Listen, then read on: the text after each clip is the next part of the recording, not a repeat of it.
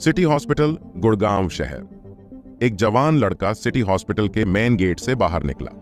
यह लड़का लगभग 17 वर्ष का था और जल्द ही 18 वर्ष का होने वाला था।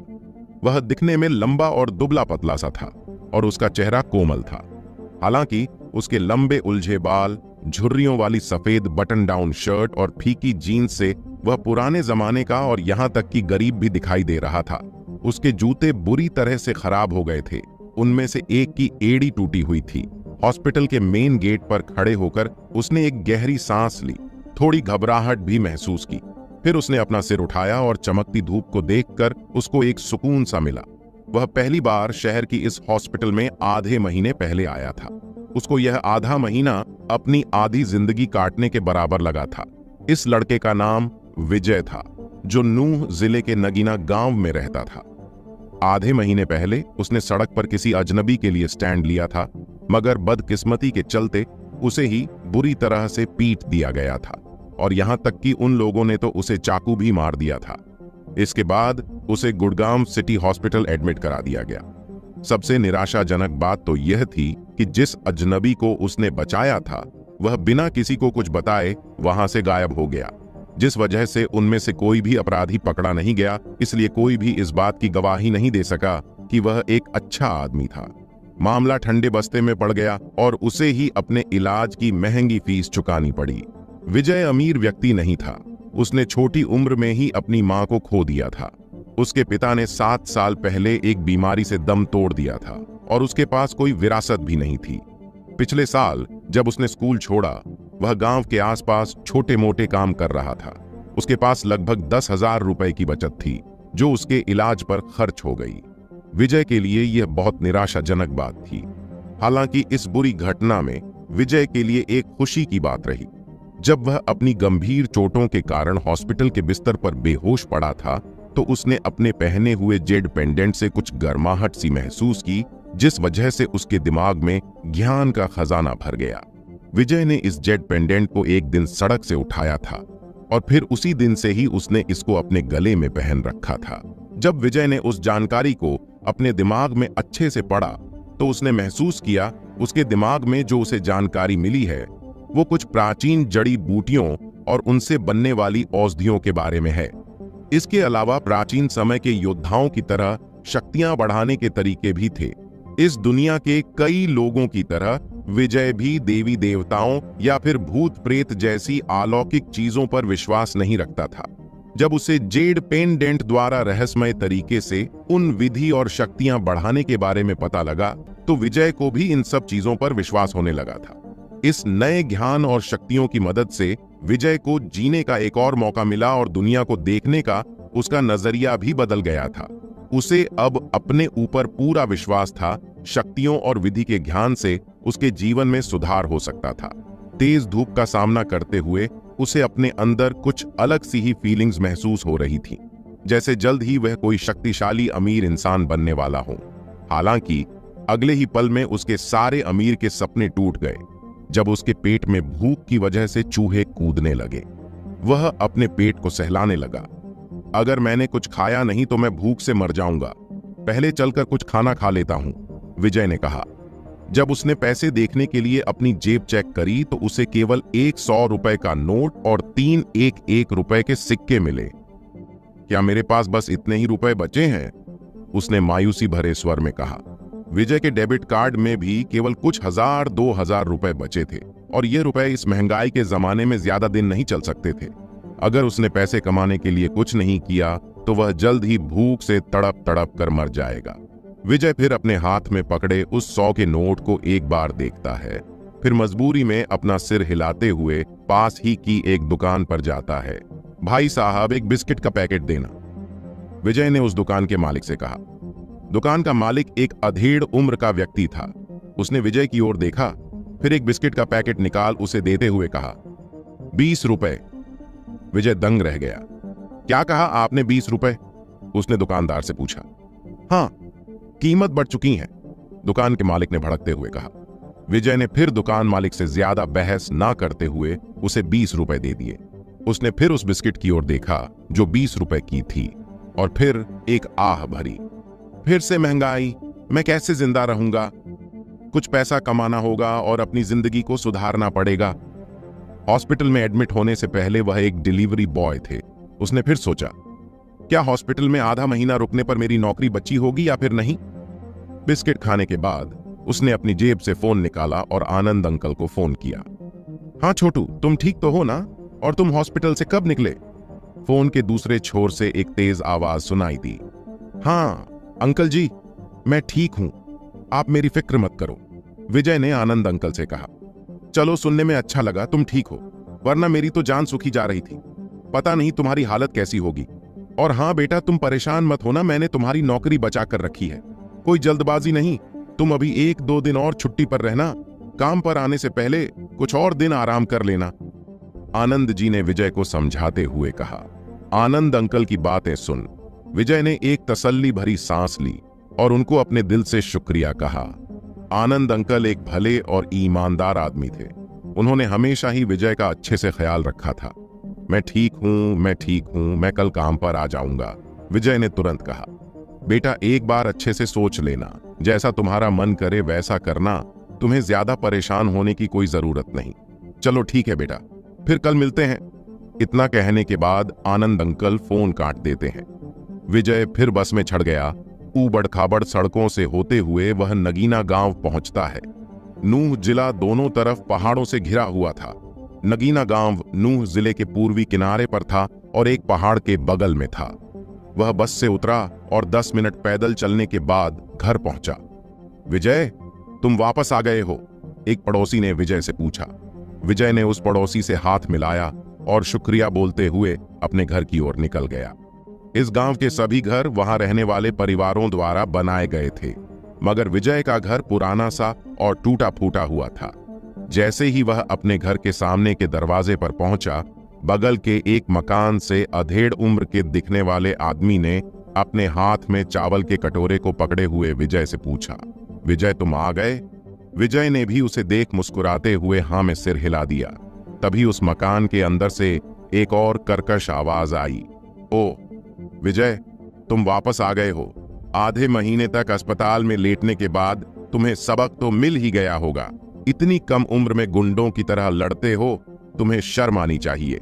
चौड़े कंधे और उतनी ही चौड़ी कमर वाली एक अधेड़ उम्र की महिला विजय को ताना मारते हुए बगल के घर से बाहर निकली।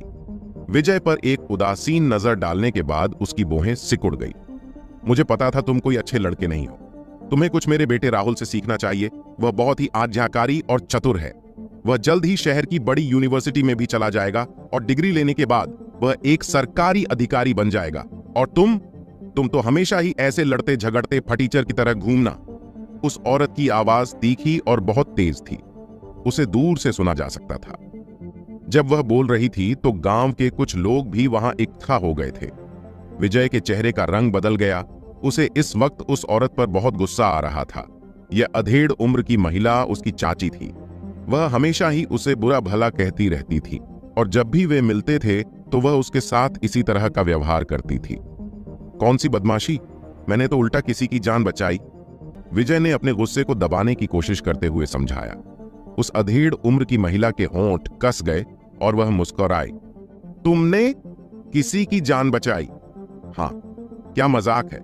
मुझे नहीं पता था कि तुम इतने बेशर्म और झूठे भी हो सकते हो।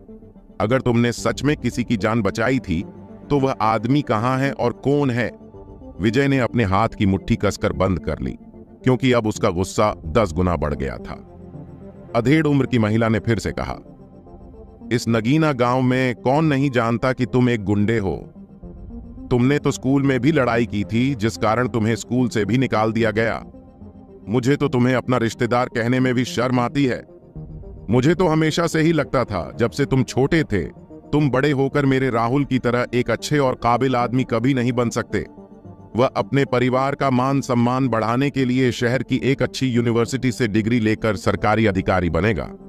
अपने बेटे की तारीफ करते हुए वह खुश लग रही थी। विजय की मुट्ठी इतनी कसकर बंद थी कि उसके नाखून उसके हाथ में गड़ गए। फिर उसने एक गहरी सांस ली और उसे एक अजीब नजर से देख बड़े बड़े कदमों से सामने अपने घर में चला गया। हाँ, मुझे विश्वास नहीं हो रहा। देखा तुमने इस छोटे घोड़े ने मुझे कैसी नजरों से देखा? बाहर से तीखी आवाज आई। घर के अंदर पहुंच विजय ने रसोई में जाकर कुछ साधारण सा खाना बनाया और खाना खाकर ऊपर छत पर चला गया। उसके घर में 3 कमरे थे, मगर विजय को रात में छत पर लेटकर तारों को देखना बहुत अच्छा लगता था। आसमान में अंधेरा छाया हुआ था। छत पर पहुंच विजय एक चारपाई पर लगे बिस्तर पर लेट गया और रात के अंधेरे में आसमान में जगमगाने वाले सितारों को देखने लगा। उसके दिमाग में विचार कभी उमड़ते तो कभी बिगड़ते। ऐसी ही कई चीजों के बारे में और फ्यूचर में उसे क्या करना चाहिए, इसके बारे में लंबे समय तक सोचता रहा। जल्द ही उसे नींद आ गई और वह सो गया।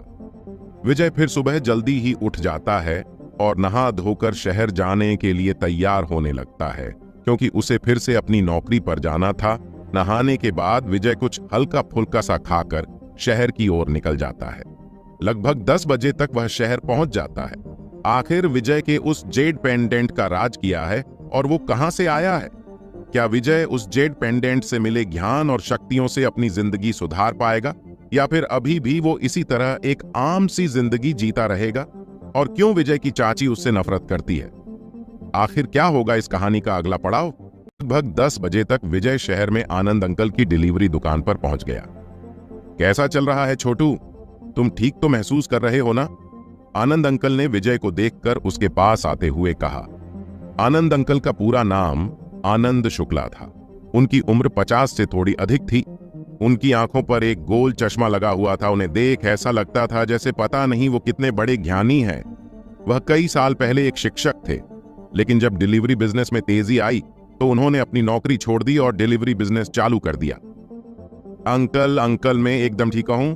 वैसे पूछने के लिए शुक्रिया, विजय ने छाती पर थप्पड़ मार के दिखाते हुए कहा।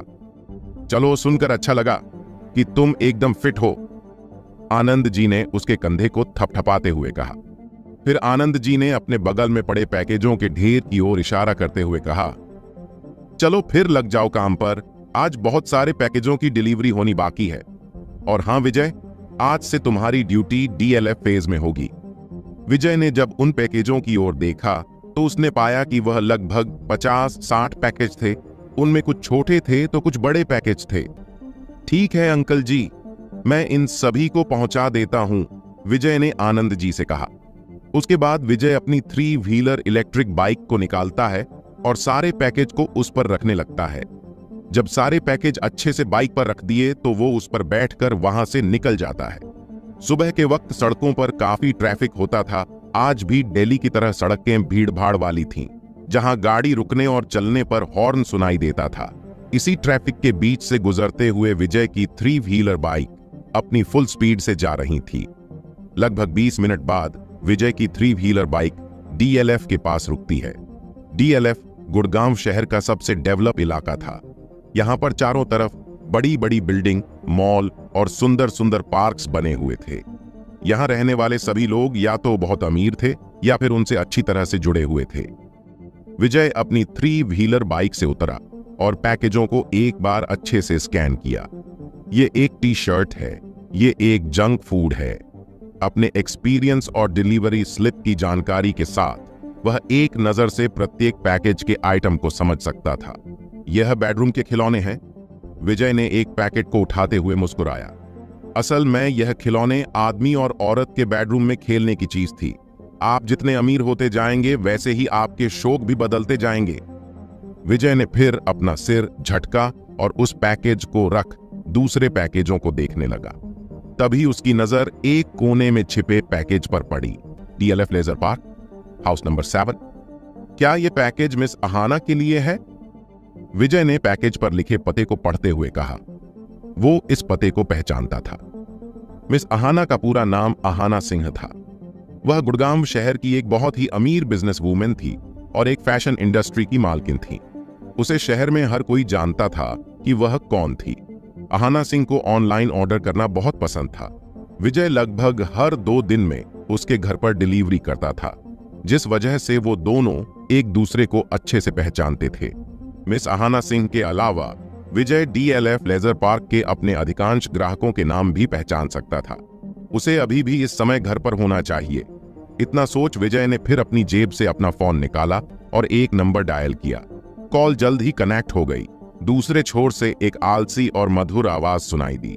हेलो, कौन है? वह जम्हाई ले रही थी। ऐसा लग रहा था कि वह अभी अभी सोकर उठी हो। मिस अहाना, मेरे पास तुम्हारे लिए एक डिलीवरी है, विजय ने कहा।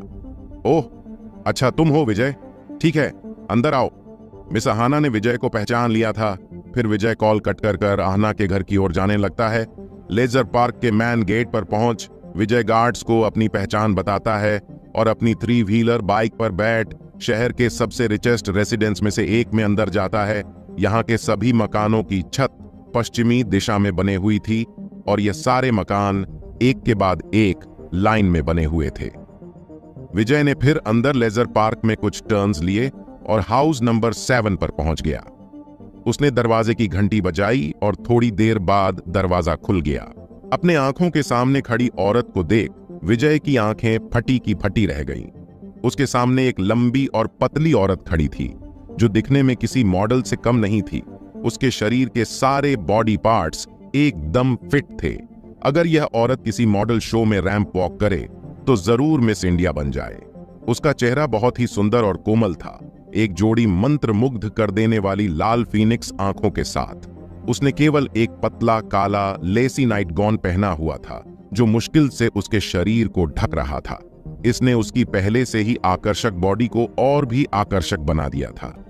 मिस अहाना को देख विजय का चेहरा एक पल में लाल हो गया और उसने जल्दी से अपनी आंखें बंद कर लीं।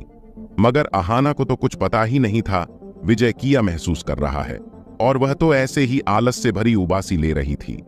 उसको ऐसे उबासी लेते देख विजय का चेहरा और भी लाल हो गया। फिर सिर नीचा करते हुए उसने थैले को सौंप दिया। Delivery for you miss Ahana. Ahana Singh ने आखिरकार नोटिस किया कि विजय आज कुछ तो अजीब बर्ताव कर रहा है। उसने अपना सिर नीचे किया और देखा कि उसने क्या पहना हुआ है। उसका सुंदर चेहरा थोड़ा लाल हो गया। हालांकि वह कोई छोटी लड़की नहीं थी और इतनी आसानी से शर्मिंदा नहीं होती थी। उसने सोचा कि यह तो मजेदार है कि उसके सामने का लड़का इतना शर्मिंदा हो रहा है, और इसलिए वो हंसने लगी। फिर अहाना ने मुस्कुराते हुए विजय के हाथों से पैकेज लिया और एक पेन से डिलीवरी स्लिप पर साइन करने लगी। मैंने तुम्हें कुछ समय से देखा नहीं है विजय, अहाना ने स्लिप पर साइन करते हुए कहा। अरे, मैं कुछ समय पहले चोट के कारण हॉस्पिटल में था, मुझे कल ही छुट्टी मिली, विजय ने जवाब दिया। ये सुन मिस अहाना ने विजय की फिक्र करते हुए पूछा, चोट लगी? क्या हुआ? तुम अभी ठीक हो? मैं ठीक हूं, बहुत ठीक हूं, विजय ने डिलीवरी स्लिप को पकड़ते हुए जवाब दिया। विजय ने जैसे ही अपना सिर उठाया तभी उसका ध्यान अहाना के पहने हुए नाइट गून के नीचे की ओर गया। उसकी बर्फ जैसी सफेद स्किन अर्ध रूप से कपड़े से छिपी हुई थी। ऊपर से अहाना की खुशबू वहां चारों तरफ फैल हुई थी। चलो मैं चलता हूं मिस अहाना, मुझे और भी पैकेज पहुंचाने हैं। विजय जल्दी से मुड़ा और वहां से भाग गया, जैसे कि वह किसी चीज से भाग रहा हो। विजय को इस तरह शर्मा कर भागते हुए देख मिस अहाना जोर जोर से हंसने लगती है। विजय जल्दी से अपनी 3 व्हीलर बाइक पर बैठ वहां से 9-2-11 हो जाता है। कुछ दूरी पर पहुंचने के बाद विजय एक गहरी सांस लेता है। अब जाकर उसे कुछ शांति महसूस हुई। वह केवल 18 वर्ष का था, उग्र हार्मोन की आयु। उसके लिए ऐसे आकर्षक दृश्य को देख उत्साहित होना स्वाभाविक था। अपनी इस डिलीवरी वाली जॉब के कारण विजय के साथ अक्सर ऐसी दुर्लभ घटनाएं हो जाती थीं। उसने डिलीवरी करते समय घटिया कपड़े पहनने वाले लोगों को बहुत देखा था, जिस वजह से विजय को अब अजीब महसूस नहीं होता था। मगर मिस अहाना अलग थी। वह बहुत सुंदर थी और उसके साथ वह एक दयालु औरत भी थी, जिस कारण विजय उसे पसंद करता था। मगर विजय उसे पसंद किसी फ्रेंड की तरह करता था। वह मोहक होने के साथ साथ बहुत ही समझदार औरत भी थी। शांत होने के बाद विजय ने अगला पैकेट उठाया और स्लिप में दी गई उसकी जानकारी पढ़ने लगा। Leisure park, house number 14। ये तो मिस्टर मोहन है। मिस्टर मोहन का पूरा नाम मोहन लाल था। वह एक अमीर बिजनेसमैन थे जिनके शहर में 10 से भी अधिक बिजनेस थे। मोहन लाल एक नंबर का पेटू था। उनके ऑनलाइन ऑर्डर में भी सारा खाना था। उसने फिर मोहन लाल को फोन किया और वहां से निकल गया। अपनी 3 व्हीलर बाइक पर बैठकर हाउस नंबर 14 पहुंच गया। उसके दरवाजे की घंटी बजने के तुरंत बाद दरवाजा खुल गया। मैन डोर पर एक मोटा और गोल चेहरा वाला आदमी दिखाई दिया। उसने अपनी गर्दन में एक मोटी सोने की चेन पहनी हुई थी और जब भी वो चलता था तो विजय को धरती कांपती हुई महसूस होती थी। विजय ने उसको पैकेज सौंपते हुए कहा, मिस्टर मोहनलाल, प्लीज यहां पर साइन कर दो। मोहनलाल ने पैकेज लिया और एक बड़ा सा MNL बनाकर साइन कर दिया। तभी घर के अंदर से एक महिला की डांटने वाली आवाज सुनाई दी, मैं तुमसे दुखी हो चुकी हूं, आप फिर से खाना खरीद रहे हैं। आप हर दिन खाने के अलावा कुछ और नहीं जानते। अगर आपका वजन कम नहीं होता है तो एक दिन आप मुझे बिस्तर पर दबाकर ही मार देंगे। यह बात सुनकर मिस्टर मोहनलाल का चेहरा काला पड़ गया। यह औरत, अगर मैं जो चाहता हूं वह नहीं खा सकती तो मैं भी तो मर सकता हूं। विजय ने जब उसके शरीर की ओर देखा, उसने सोचा कि मिस्टर मोहन को कुछ वजन कम करना चाहिए, वरना यह एक दिन फूलकर गुब्बारे बन जाएंगे। मैं भी कुछ वजन कम करना चाहता हूं, काश यह इतना आसान होता। मोहनलाल ने अपने निकले हुए पेट को सहलाते हुए खुद से ही कहा। फिर वह पैकेज लेकर घर में घुसा और दरवाजा बंद कर दिया। भीतर से बहस की हल्की सी आवाजें सुनी जा सकती थीं। विजय मुस्कुराया, फिर वहां से मुड़कर चला गया। तभी कुछ कदम चलने के बाद वो एकदम से रास्ते में ही रुक गया, जैसे कि उसे अचानक कुछ याद आया हो। वजन कम करना है, ठीक है, मुझे याद है कि बुक ऑफ डिवाइन मेडिसिन में इसके लिए एक नुस्खा था। अगर मैं वजन घटाने के लिए एक औषधि बना सकता हूं तो मैं अमीर हो जाऊंगा। यह ख्याल आते ही विजय की आंखें चमक उठती हैं। असल में विजय को जेड पेंडेंट की वजह से औषधि बनाने वाली विधियों की जानकारी मिली थी। यह सारी जानकारी जिस बुक में लिखी थी उसे बुक ऑफ डिवाइन मेडिसिन कहा जाता था, और इस बुक की जानकारी विजय के दिमाग में ऐसे छपी हुई थी जैसे वो बुक उसने खुद ही रट रट कर पढ़ी हो। और इस बुक के अलावा भी विजय को बहुत सारी अलग अलग चीजों की जानकारी भी मिली थी, जैसे जड़ी बूटी, चिकित्सा कौशल, ताबीज बनाना, अलौकिक शक्तियों को भगाना इत्यादि। बुक ऑफ डिवाइन मेडिसिन में औषधि बनाने के विधि और नुस्खों के अलावा जड़ी बूटियों की पहचान, उनके नाम, सब कुछ था। हॉस्पिटल में रहते हुए विजय बहुत बोर होने लगा था, तो टाइम पास करने के लिए उसने इस जड़ी बूटियों की बुक पर ध्यान दिया। वहीं से उसे वजन घटाने वाली जड़ी बूटियों और उसके बनाने की विधि के बारे में पता चला था। बढ़ती हुई इस टेक्नोलॉजी के जमाने में लोग अपने काम बहुत ही कम करते थे, जिस कारण मोटापे की दर बढ़ती जा रही थी। और लड़कियां तो अपने वजन के बारे में बहुत सोचती थीं, और इसलिए वजन घटाने के नए नए तरीकों का बिजनेस काफी तेजी से चलता था। मार्केट वजन घटाने की गोलियों और विभिन्न प्रकार की दवाओं से भरी हुई थी। इनमें से अधिकतर दवाएं तो बेकार थीं, जिनका कोई इफेक्ट भी नहीं होता था। वजन कम करने का सबसे आसान तरीका अभी भी अच्छा खाना और एक्सरसाइज करना था। क्या विजय बना पाएगा एक अच्छी वजन घटाने की दवा, या फिर उसके सारे ख्वाब धरे के धरे रह जाएंगे?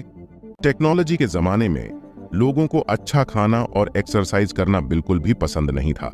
जंक फूड खाने और अच्छे से एक्सरसाइज ना करने से लोगों का वजन दिन पर दिन बढ़ रहा है। मुझे लगता है यह एक अच्छा आइडिया है। विजय जितना इसके बारे में सोच रहा था, उतना ही खुशी से पागल हुए जा रहा था। अगर उसने कोई वजन घटाने वाली दवा बना दी तो उसकी मदद से वह एक अच्छा बिजनेस कर सकता था।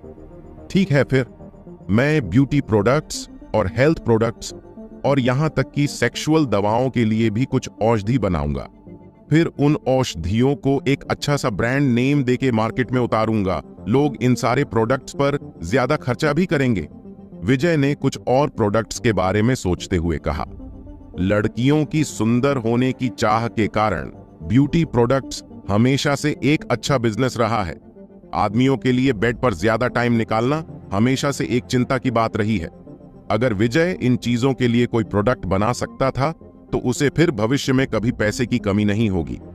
विजय ने अब सोच लिया था, वह बिजनेस तो कर ही रहेगा, चाहे कुछ भी हो जाए। अब तक दोपहर हो चुकी थी। विजय ने सारे पैकेज डिलीवर कर दिए थे। विजय फिर बैंक जाता है। उसके अकाउंट में बस 1000 रुपए बचे थे। फिर उसने सारे बचे हुए रुपए निकाले और अपनी 3 व्हीलर बाइक पर बैठ औषधीय जड़ी बूटियों के बाजार की ओर निकल गया। विजय इस बाजार में पहली बार आया था। इसके अलावा बुक ऑफ डिवाइन मेडिसिन में दी हुए जड़ी बूटियों के नाम भी बाजार में मिलने वाली जड़ी बूटियों से अलग थे, जिस वजह से विजय को उन्हें ढूंढने में भी बहुत दिक्कत हो रही थी। जैसे कि डिवाइन बुक में एक जड़ी बूटी का नाम चमकीली लाल घास था। पूरी मार्केट में किसी को नहीं पता था कि यह कौन सी जड़ी बूटी थी। अब विजय बस एक काम कर सकता था, डिवाइन बुक में दी गई उनकी जानकारी पढ़ उन्हें ढूंढ सकता था। विजय को सारी जरूरत की जड़ी बूटियां ढूंढने में लगभग 5 घंटे लग गए। अब तक शाम हो चुकी थी। उसने हर एक जड़ी बूटी की 5 जोड़ी जड़ी बूटी ली थी। विजय फिर बाजार से ही अपने गांव की ओर निकल जाता है। गांव पहुंचने के बाद वह अपने घर का दरवाजा बंद कर सभी जड़ी बूटियों को एक पुरानी सी दिखने वाली मेज पर रखता है। विजय फिर मेज पर रखी जड़ी बूटियों में से एक जोड़ी जड़ी बूटी उठाकर अपने हाथ की हथेली पर रखता है। देखते ही देखते उसके हाथ में एक सफेद रोशनी चमकने लगती है और उस सफेद रोशनी ने उन जड़ी बूटियों को पूरी तरह से ढक लिया था। यह सभी जड़ी बूटियां जमीन पर उगती थीं और पृथ्वी से निकलने वाली नेचुरल एनर्जी को अवशोषित करती थीं।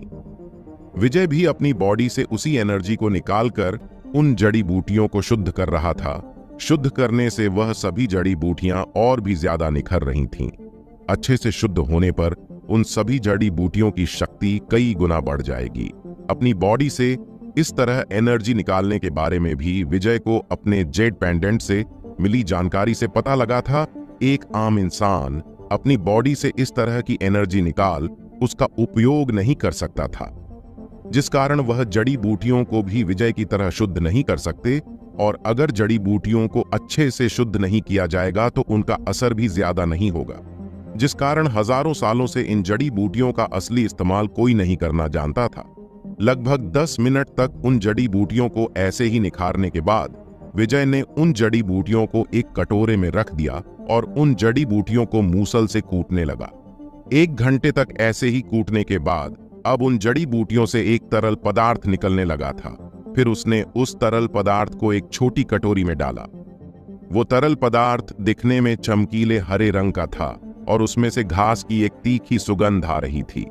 जब विजय ने उस छोटी कटोरी में रखे तरल पदार्थ को देखा तो वो थोड़ा सा कंफ्यूज दिखने लगा, क्योंकि उसने औषधीय तरल तो बना दिया था, मगर इसका टेस्ट कैसे करे कि वो असरदार भी है या नहीं। इस औषधि का कोई हार्मफुल इफेक्ट तो नहीं था, क्योंकि यह सभी नेचुरल जड़ी बूटियों से तैयार की गई थी, जिस वजह से अगर इसका कोई यूज करेगा उस पर कोई बुरा इफेक्ट नहीं पड़ेगा। विजय पहले से ही दुबला पतला था, जिस कारण औषधि का उस पर अच्छे से कोई इफेक्ट नहीं दिखेगा। अब वो यही सोच सोचकर परेशान हुए जा रहा था, आखिर वो इस औषधि का असर कैसे चेक करे। फिर अचानक उसे एक ख्याल आया, क्यों ना मैं इस औषधि को जानवरों पर इस्तेमाल करूं। वैसे भी विजय के चाचा ने 10 सुअर पाले हुए थे। उसने सोचा क्यों ना उन्हीं पर औषधि को इस्तेमाल किया जाए। वो सभी सुअर हट्टे कट्टे और मोटे थे। औषधि चेक करने के लिए वो एकदम परफेक्ट टेस्ट सब्जेक्ट थे। विजय फिर आधी रात में छिपकर सुअर के चारे में औषधि मिला देता है। उस औषधि की गंध काफी सुगंधित थी, जिसे सूंघ सभी सुअर दौड़े दौड़े आए और किसी लालची कुत्ते की तरह उस चारे को चट कर गए। अच्छे सुअर, कुछ और खाओ, विजय ने सुअरों को देखकर हंसते हुए कहा। उसके बाद वह घर लौटा और बाकी जड़ी बूटियों को तैयार करने लगा। सभी जड़ी बूटियों से औषधि बनाकर वो फिर चैन से सो गया। अगली सुबह चीखने चिल्लाने की आवाजों को सुन उसकी आंखें खुल जाती हैं। जब विजय ने उन आवाजों को ध्यान से सुना तो उसे महसूस हुआ कि वो पिछले दरवाजे से आ रही थी। उसे तुरंत ख्याल आया, कहीं उसकी औषधि खाकर वो सुअर दुबले पतले तो नहीं हो गए, जिन्हें देख उसकी चाची इतना हल्ला मचा रही है। वह बिस्तर से लुढ़का, कुछ कपड़े पहने और पिछले दरवाजे से बाहर निकला। सुअरों के चारों ओर भीड़ जमा हो रखी थी और सुअरों की ओर इशारा करते हुए सभी लोग कुछ ना कुछ बात कर रहे थे। सुअरों के बेड़े में इस वक्त कोई रो रहा था। मेरे बच्चों, तुम लोगों को क्या हो गया? विजय ने भीड़ के बीच से निकलते हुए जब सुअरों को देखा तो वो हैरान रह गया। सुअरों में से सभी 10 के 10 सुअर बिल्कुल पिचक कर सूख गए थे। उनकी खाल से हड्डियां तक साफ साफ देखी जा सकती थीं। पिछली रात जब उसने उन सुअरों को देखा था तो वे सभी मोटे ताजा थे और रातों रात उनका वजन काफी घट गया था। विजय उन सुअरों को देख नहीं बल्कि अपनी औषधि की शक्ति का असर देखकर हैरान था। उफ, चलो शुक्र है मैंने औषधि का टेस्ट इंसानों की बजाय इन सुअरों पर क्या। विजय ने एक राहत की सांस लेते हुए कहा। विजय यह सोचकर शुक्र मना रहा था, क्योंकि अगर वो अपनी औषधि का टेस्ट इंसानों पर करता वो भी किसी पिचके हुए हड्डियों के ढांचे की तरह दिखते। ये तो बड़ी अजीब बात है, मैंने तो कल ही देखा था, ये सारे के सारे सुअर मोटे और गोल मटोल थे, इतने मोटे कि वो मुश्किल से चल पा रहे थे। अचानक एक ही रात में ऐसा क्या हो गया? वहां जमा भीड़ से एक आदमी ने कहा, मुझे लगता है ये सभी किसी भूत प्रेत को देखकर डर गए होंगे, कहीं इन्होंने खूनी तांत्रिक को तो नहीं देख लिया।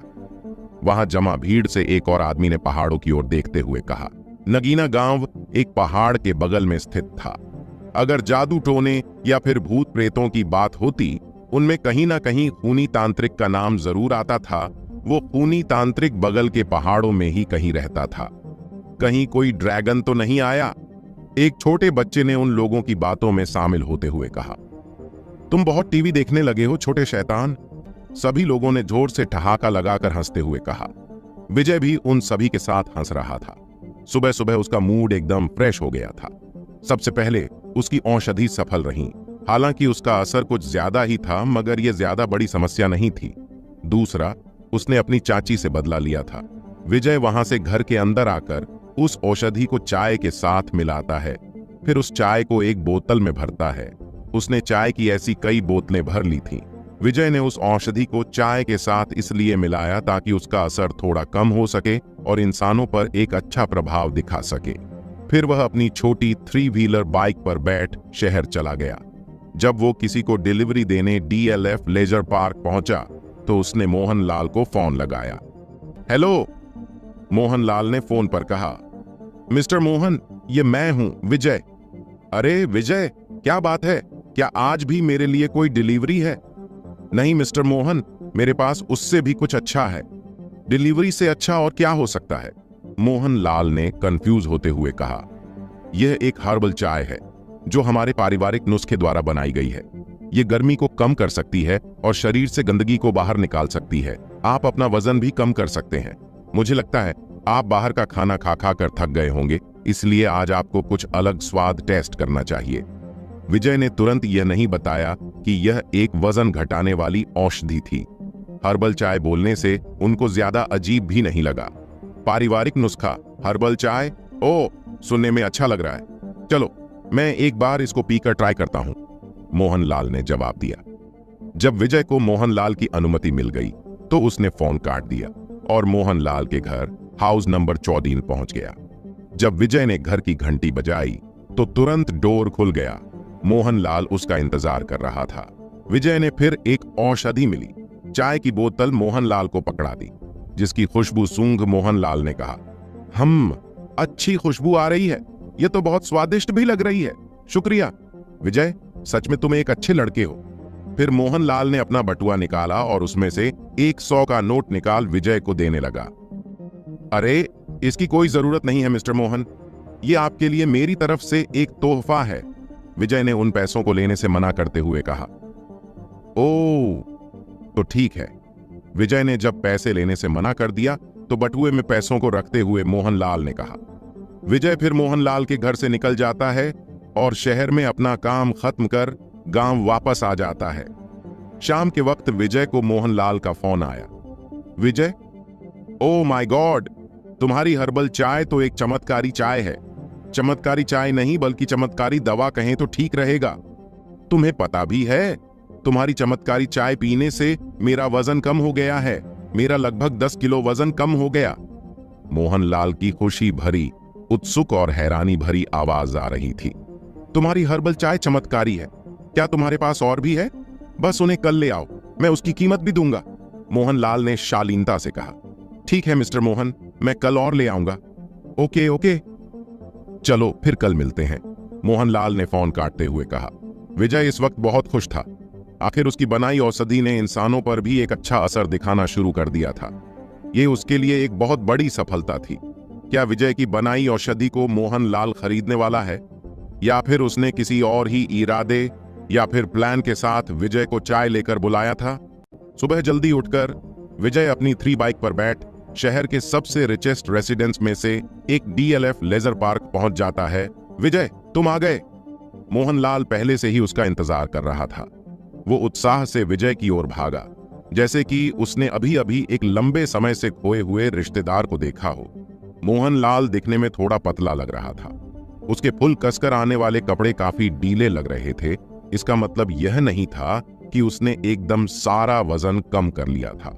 अभी भी उसे काफी वजन कम करना होगा। विजय, तुमने कल किया आफत चाय बनाई थी, सच में वो एकदम अनोखी चाय थी। तुम्हारे पूर्वज कहीं कोई चमत्कारी बाबा वाबा तो नहीं थे? मोहनलाल ने विजय के हाथों को कसकर पकड़ते हुए उत्साह भरी आवाज में कहा। मोहनलाल अपने वजन से काफी परेशान था। उसका वजन दिन प्रतिदिन बढ़ता जा रहा था। ऐसा नहीं था कि मोहनलाल ने अपना वजन कम करने की ना सोची हो।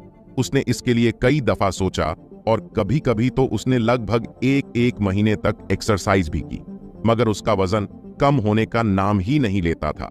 कई बार कोशिश करने और असफल होने के बाद निराश होकर उसने आशा ही छोड़ दी। मगर जब उसने विजय की दी गई औषधि चाय पी तो उन्हें आशा की एक नई उम्मीद दिखी थी। मोहनलाल ने पहले कभी इतनी चमत्कारी जड़ी बूटियों से बनी चाय नहीं देखी थी जिसका असर एक ही दिन में दिखने लगा। असर तो छोड़ो, एक ही दिन में 10 किलो वजन भी कम हो गया था। वैसे जब उन्होंने उस चाय को पिया था उन्हें उसका स्वाद भी काफी अच्छा लगा था।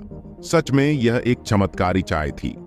बाजार में मिलने वाली कोई भी वजन कम करने वाली गोली या फिर हर्बल चाय की तुलना इससे नहीं की जा सकती थी। तुम्हारे पास कुछ और चाय है विजय? मोहनलाल ने विजय को उत्सुकता से देखते हुए पूछा। हां, आप इतनी जल्दबाजी भी मत करो मिस्टर मोहन जी, विजय ने मुस्कुराते हुए कहा। फिर उसने अपने बैग से औषधि चाय की 5 बोतलें निकाली।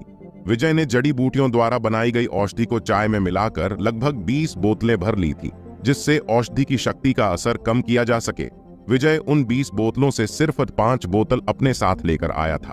5 बोतल! मिस्टर मोहनलाल की आंखें चमक उठीं। उनकी चेहरे पर खुशी साफ झलक रही थी। एक चाय की बोतल मुझे 5,000 रुपए की पड़ सकती है। 5 बोतलों के टोटल 25,000 रुपए हो गए और 25,000 खर्च कर मैं फिर से एक स्टाइलिश आदमी बन सकता हूं। इतना बुरा भी सौदा नहीं है, मोहनलाल ने अपने मन में सोचते हुए कहा। हा विजय, तुम्हें पता है, वैसे अब तो मेरी उम्र हो गई है, लेकिन मैं जब तुम्हारी उम्र का था लड़कियां मेरे लुक पर मरती थीं। अच्छा विजय, थोड़ा रुको, मैं कुछ पैसे लेकर आया। इतनी अच्छी चीज सस्ती नहीं होनी चाहिए। मिस्टर मोहन ने विजय से इतना कहा और वो घर के अंदर चले गए। घर के अंदर जाकर उसने एक बैग से कुछ नोटों की गड्डी निकाली। ये पकड़ो विजय, ये पूरे 25,000 रुपए हैं, मिस्टर मोहन ने विजय को नोटों की गड्डी देते हुए कहा। यह थोड़ा ज्यादा नहीं है? विजय ने हैरान होते हुए कहा। हाँ, बिल्कुल नहीं। यदि यह पैसे भी तुम्हारे लिए कम है तो बस तुम कीमत बोलो और मैं इसके लिए तुम्हें और भी पैसे देने को तैयार हूं। इस चमत्कारी हर्बल चाय की एक बोतल के लिए 5,000 बहुत सस्ता है। वैसे भी मेरे पास पैसे की कमी नहीं है। तो ठीक है। विजय को एहसास हुआ कि वह पैसों के लिए मना नहीं कर सकता है और इसलिए उसने पैसे ले लिए। उसने उन नए नवेले नोटों को एक बार अच्छे से देखा, जिन्हें देख उसे बहुत खुशी महसूस हो रही थी। ये 25,000 रुपए है। मैंने पूरे 1 साल तक मेहनत करके पैसा कमाया, लेकिन फिर भी 10,000 रुपए ही बचा पाया। विजय ने अपनी पूरी जिंदगी में पहली बार इतने पैसे देखते हुए कहा। Thanks mister Mohan. मुझे मिस्टर मोहन मत कहो, अब से तुम मुझे बस बड़ा भाई बोलना। क्या तुम्हारे पास और भी ऐसी चाय की बोतलें हैं विजय? असल में मेरी पत्नी भी अपने वजन की शिकायत कर रही थी। ये उसके लिए एकदम सही रहेगी। हाँ, मेरे पास अभी भी कुछ और हैं, मैं उन्हें कल लेकर आ जाऊंगा, विजय ने कहा। चलो फिर ठीक है, तुम उनको कल मेरे घर लेकर आ जाना। वैसे एक बात बताओ, तुम इस हर्बल चाय को बाजार में बेचना चाहते हो? मुझे नहीं लगता इस तरह की चमत्कारी चाय का कोई भी दवा मुकाबला कर पाएगी। मिस्टर मोहन भले ही एक मोटे आदमी हो, मगर वो एक चतुर बिजनेसमैन थे। उन्हें इस हर्बल चाय में बिजनेस करने पर एक बहुत ही अच्छा प्रॉफिट दिख रहा था। विजय ने पहले ही इसके बारे में सोच रखा था, मगर उसको किसी और पर भरोसा नहीं था। मैंने इसके बारे में पहले भी सोचा था, लेकिन सामग्री को इकट्ठा करना भी एक बहुत मुश्किल काम है और इसको बनाना भी मुश्किल है। मैं इसको बड़े पैमाने पर नहीं बना सकता, विजय ने कहा। ओह, मिस्टर मोहन थोड़े निराश दिख रहे थे। ठीक है, अगर तुम्हारे पास कुछ और बोतलें हैं तो मैं उन्हें तुमसे खरीद लूंगा। तुम्हारे बड़े भाई के कई अच्छे दोस्त हैं और उनमें बहुत से तो मोटे भी हैं। पैसों की चिंता मत करना, तुम्हें तुम्हारा हिस्सा मिल जाएगा। थैंक्स बड़े भाई, इतना कह विजय वहां से निकल जाता है। पैकेजों की डिलीवरी करने के बाद विजय ने 25,000 रुपए अपने हाथ में लिए और औषधीय जड़ी बूटियों के बाजार की ओर चला गया। विजय ने एक और तरह की औषधि बनाने के लिए भी जड़ी बूटियों को इकट्ठा किया था, जिसे आध्यात्मिक तरल कहा जाता था। प्राचीन काल में आध्यात्मिक ऊर्जा बहुत आसानी से मिल जाती थी। उस समय में तपस्वी गुरु अपनी शक्तियों को विकसित करने के लिए आध्यात्मिक ऊर्जा को सांस के द्वारा अवशोषित कर सकते थे। आज बढ़ती टेक्नोलॉजी के जमाने में आध्यात्मिक ऊर्जा बिल्कुल समाप्त हो चुकी थी और इसके बस कुछ अंश ही हवा में पाए जा सकते थे। अब इस आध्यात्मिक ऊर्जा को अवशोषित करना बहुत ही मुश्किल था। प्राचीन समय में ज्ञान चक्र को विकसित करने के लिए अमृत का इस्तेमाल किया जाता था।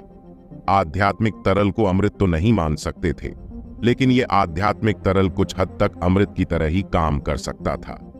विजय को अपनी शक्तियां बढ़ाने के इस सफर को शुरू करने से पहले 2 चक्रों को अच्छे से जागृत करना होगा।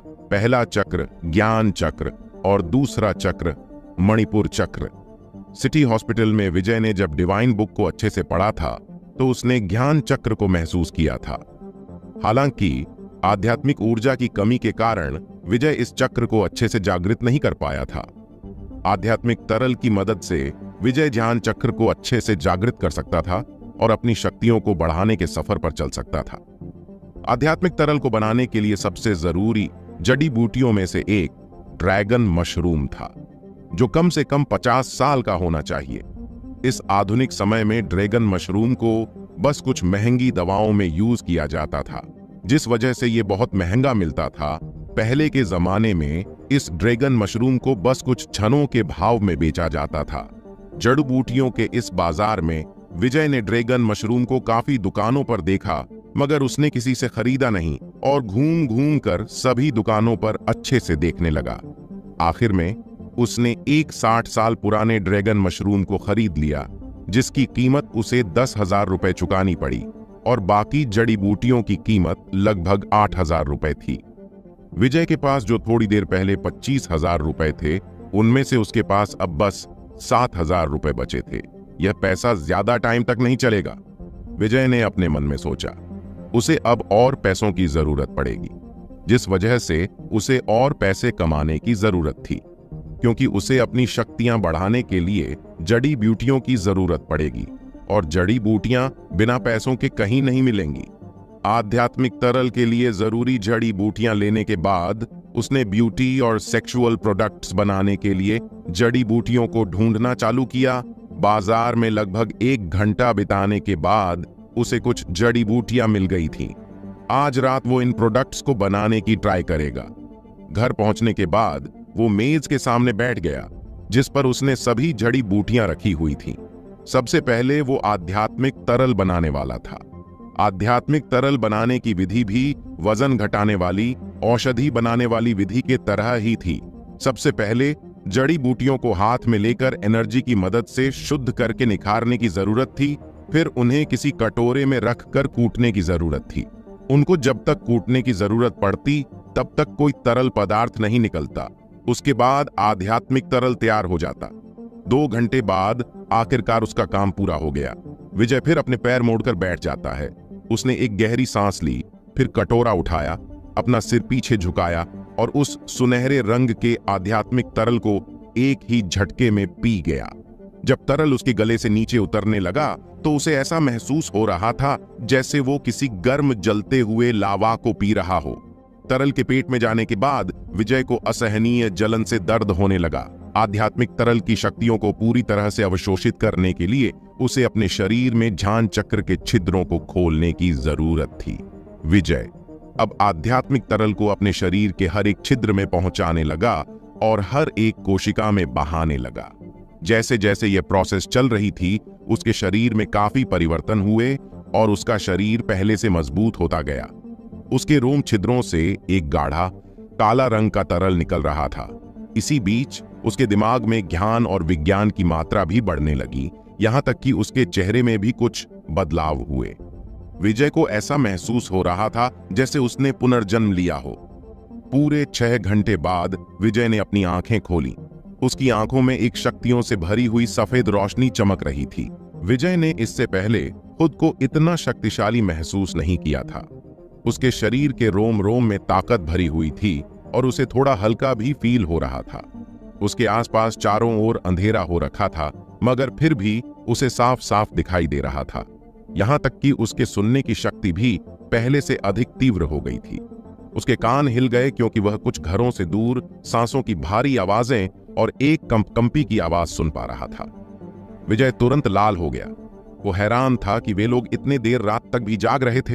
तभी उसे कुछ बदबू आने लगी। यह बदबू बहुत बुरी थी। उसने जोर से सिर हिलाया। उसे एहसास हुआ कि बदबू कहीं और से नहीं, बल्कि उसके शरीर से जो काले रंग का तरल निकला था उसकी है। वो तुरंत भागकर बाथरूम में गया और अच्छी तरह से रगड़ रगड़ कर नहाया। उस काले रंग के तरल को बह जाने के बाद उसकी स्किन किसी नवजात शिशु की तरह गोरी और चिकनी हो गई थी। विजय फिर खुद को देखने के लिए शीशे के सामने आया। जब उसने खुद को देखा तो पाया उसके शरीर में कुछ अलग से बदलाव आए थे, जिन्हें देख विजय दंग रह गया था। उसे इस वक्त दो अलग एहसास हो रहे थे, एक हैरानी का और दूसरा खुशी का। अब विजय समझ गया था, आज से वो अपने अलग शक्तियां बढ़ाने वाले सफर पर चल चुका है। क्या विजय दोनों चक्रों को जागृत कर पाएगा? आखिर विजय के शरीर अब और कौन कौन से नए बदलाव आए हैं? आखिर क्या होगा इस कहानी अगला पड़ाव? विजय को आज रात बिल्कुल भी नींद नहीं आ रही थी। वो फिर अपनी शक्तियों को चेक करने के लिए गांव के पास वाले पहाड़ में जाता है। आध्यात्मिक तरल को पूरी तरह से अवशोषित करने के बाद उसके शरीर में बहुत सारे बदलाव आए थे। उसकी स्पीड, स्ट्रेंथ और रिफ्लेक्स एक आम इंसान की तुलना में कहीं अधिक बेहतर हो गए थे। इससे पहले उसका शरीर कमजोर था और वह एक आदमी के खिलाफ लड़ाई भी नहीं जीत सकता था। अब वो एक ही मुक्के से किसी को जान से भी मार सकता था। विजय ने आज रात पहाड़ पर काफी ट्रेनिंग की। लगभग 3-4 घंटे बाद वो घर वापस आ जाता है। थोड़ी सी नींद पूरी करने के बाद वह सुबह जल्दी काम पर चला गया। आनंद अंकल आज सुबह से ही विजय को घूरे जा रहे थे, जैसे उन्होंने विजय को पहचाना ही ना हो। अरे विजय, मुझे ऐसा क्यों लग रहा है जैसे तुम पहले से काफी मजबूत हो गए हो और तुम्हारी स्किन का रंग भी पहले से गोरा लग रहा है। ये सच में तुम ही हो ना, या फिर विजय के भेष में कोई बहरूपिया है? आनंद जी ने उलझन में कहा। इसके बाद विजय आनंद जी के पास आया और उनके कंधे को थपथपाते हुए बोला, अंकल जी, मैं ही हूं, कोई बहरूपिया नहीं है। मुझे लगता है आपकी आंखें दिन पर दिन कमजोर होती जा रही हैं। विजय ने अनजान बनते हुए नाटक किया। आनंद जी ने एक बार फिर से विजय को देखा, फिर अपना सिर हिलाया और कहा, ऐसा लगता है कि मुझसे ही कोई गलती हुई है। शायद तुमने सही कहा, मेरी बूढ़ी आंखें अब कमजोर होने लगी हैं। आनंद जी की बात सुन विजय थोड़े धीमे से हंसा और उसके बाद वो अपनी बाइक पर डिलीवर होने वाले पैकेज रख DLF लेजर पार्क की ओर निकल गया। विजय जब मोहनलाल को डिलीवरी देने गया, उसे देख मोहनलाल हैरान लग रहा था। उसे ऐसा लग रहा था जैसे उसने कोई अलग इंसान देख लिया हो। तुम विजय ही हो ना? मुझे ऐसा क्यों लग रहा है जैसे तुम काफी बदल गए हो। तुम्हारी स्किन भी पहले से ज्यादा सुंदर दिख रही है, तुम्हारी बॉडी भी एकदम परफेक्ट लग रही है, मोहनलाल ने भी उलझन में कहा। विजय हल्का सा मुस्कुराया और अपनी 3 व्हीलर बाइक से एक बड़ा प्लास्टिक का थैला निकाला। उसने उस थैले को मोहनलाल को पड़कड़ाते हुए कहा, बड़े भाई मोहन, जैसे कि आपने कल कहा था, इसमें कुल 16 बोतलें हैं। मोहनलाल की आंखें चमक उठीं और उसने जल्दबाजी में प्लास्टिक का थैला पकड़ लिया। उसने थैले में देखा और खुशी उसके चेहरे पर साफ देखी जा सकती थी। ये तो बहुत अच्छी बात है विजय, थैंक्स अ लॉट, मोहनलाल ने मुस्कुराते हुए कहा और विजय के हाथों को कसकर पकड़ लिया। 16 बोतलें 6,000 रुपए हर एक के, कुल मिलाकर 96,000 रुपीस हो गए हैं। मैं इन्हें 1 लाख रुपए लगाकर चलता हूं। विजय, तुम्हें कैश चाहिए या फिर मैं इन्हें तुम्हारे बैंक अकाउंट में ट्रांसफर करा दूं? मोहनलाल ने विजय से पूछा। कैश ठीक है, विजय ने थोड़ी देर सोचने के बाद जवाब दिया। औषधीय जड़ी बूटियों के बाजार में 1 लाख रुपए बहुत ही जल्दी खर्च हो जाएंगे। हाथ में कैश रहेगा तो काफी अच्छा रहेगा। ठीक है, 1 मिनट रुको। मिस्टर मोहन थैला लेकर अपने घर में अंदर गए। जब वो वापस आए तो उसने विजय को एक काले रंग का ब्रीफकेस पकड़ा दिया। विजय ने ब्रीफकेस ओपन किया तो उसने देखा नए नए नोटों के 10 बंडल थे। इतने पैसों को देख उसकी आंखें खुशी से चमक उठी। इस वक्त उसकी सांसें भी थोड़ी तेज चल रही थीं। उसने आज से पहले कभी इतना पैसा नहीं देखा था। विजय ने फिर अपने जज्बातों पर काबू किया और एक गहरी सांस लेते हुए मिस्टर मोहन से कहा, थैंक यू भाई। अरे तुम्हारा क्या मतलब है? मुझे तुम्हें थैंक्स बोलना चाहिए। याद रखना, अगर फ्यूचर में तुम्हारे पास और भी ऐसी बोतलें हों तो उन्हें पहले मुझे ही देना। मिस्टर मोहन ने मुस्कुराकर विजय के कंधों को थपथपाते हुए कहा, ओके बड़े भाई, जैसा आपने कहा मैं याद रखूंगा। ओह, एक मिनट रुको बड़े भाई, मैं कुछ और भी लाया हूं। पता नहीं आपको ये चीज पसंद आएगी भी या नहीं, विजय ने कहा। ओह, वो क्या चीज है? मिस्टर मोहन को अब उस चीज को देखने की इच्छा बढ़ रही थी। विजय ने फिर अपना बैग खोला और अंदर से एक छोटी सी बोतल निकाली। उसने हल्के से खांसा, फिर अपनी आवाज नीची की और रहस्यमय ढंग से बोला, ब्रो मोहन, ये चीज आपकी मर्दानगी को मजबूत कर सकती है। मिस्टर मोहन की आंखें चमक उठीं, फिर अश्लील रूप से मुस्कुरा दिया। वो विजय के थोड़ा करीब आया और नीची आवाज में पूछा, सचमुच? मिस्टर मोहन को विजय पर विश्वास तो नहीं हो रहा था, मगर वो थोड़ा उत्साहित भी था। एक आदमी के जीवन में कभी ऐसा स्टेज भी आता है जब कुछ मध्यम उम्र होने के बाद वो बेड पर ज्यादा टाइम नहीं निकाल पाते। वो लोग हमेशा ही सोचते हैं कि काश कोई ऐसी चमत्कारी दवा हो जो उनकी इस प्रॉब्लम को दूर कर सके। हाँ, सचमुच ये एक हार्मलेस नेचुरल जड़ी बूटियों से बनी हुई है। अगर आपको यकीन नहीं, मैं गारंटी दे सकता हूं, इसे पीने के बाद आप एनर्जिस्ट महसूस करेंगे। मोहनलाल अब अपनी खुशी को नहीं रोक पाए, क्योंकि उन्होंने पहले ही देखा था विजय की चमत्कारी चाय की वजह से उनका वजन एक दिन में 10 किलो तक कम हो गया था। शायद यह भी उसी हर्बल चाय की तरह एक शक्तिशाली औषधि होगी। विजय के हाथ में बोतल देखकर उसकी आंखें लगभग हरी रोशनी से चमक उठी। ओके ठीक है, मैं इसको अभी ट्राई करके देखता हूं। क्या अभी? विजय हैरान रह गया। हाँ अभी, मोहनलाल ने कहा।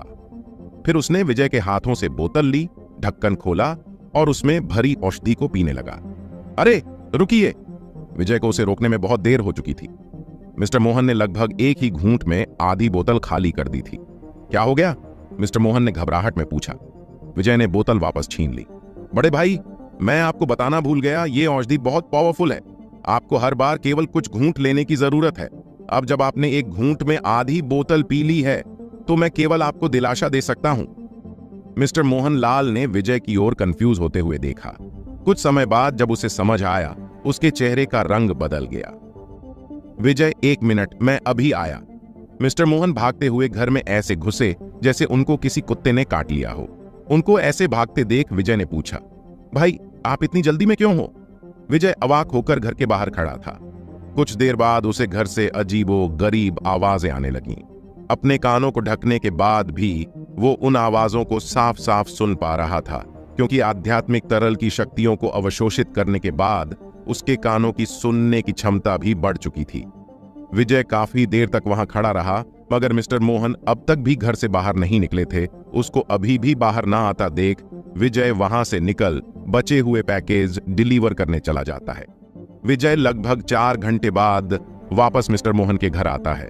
उसने घर की घंटी बजाई। कुछ देर बाद मिस्टर मोहन ने दरवाजा खोला। मिस्टर मोहन इस वक्त थोड़े थके हुए से लग रहे थे।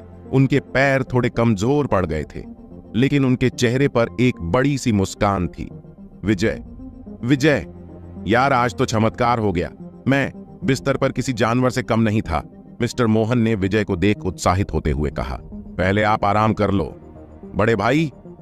विजय ने उसके पैरों को लड़खड़ाता हुआ देख मुस्कुराकर कहा, ओके।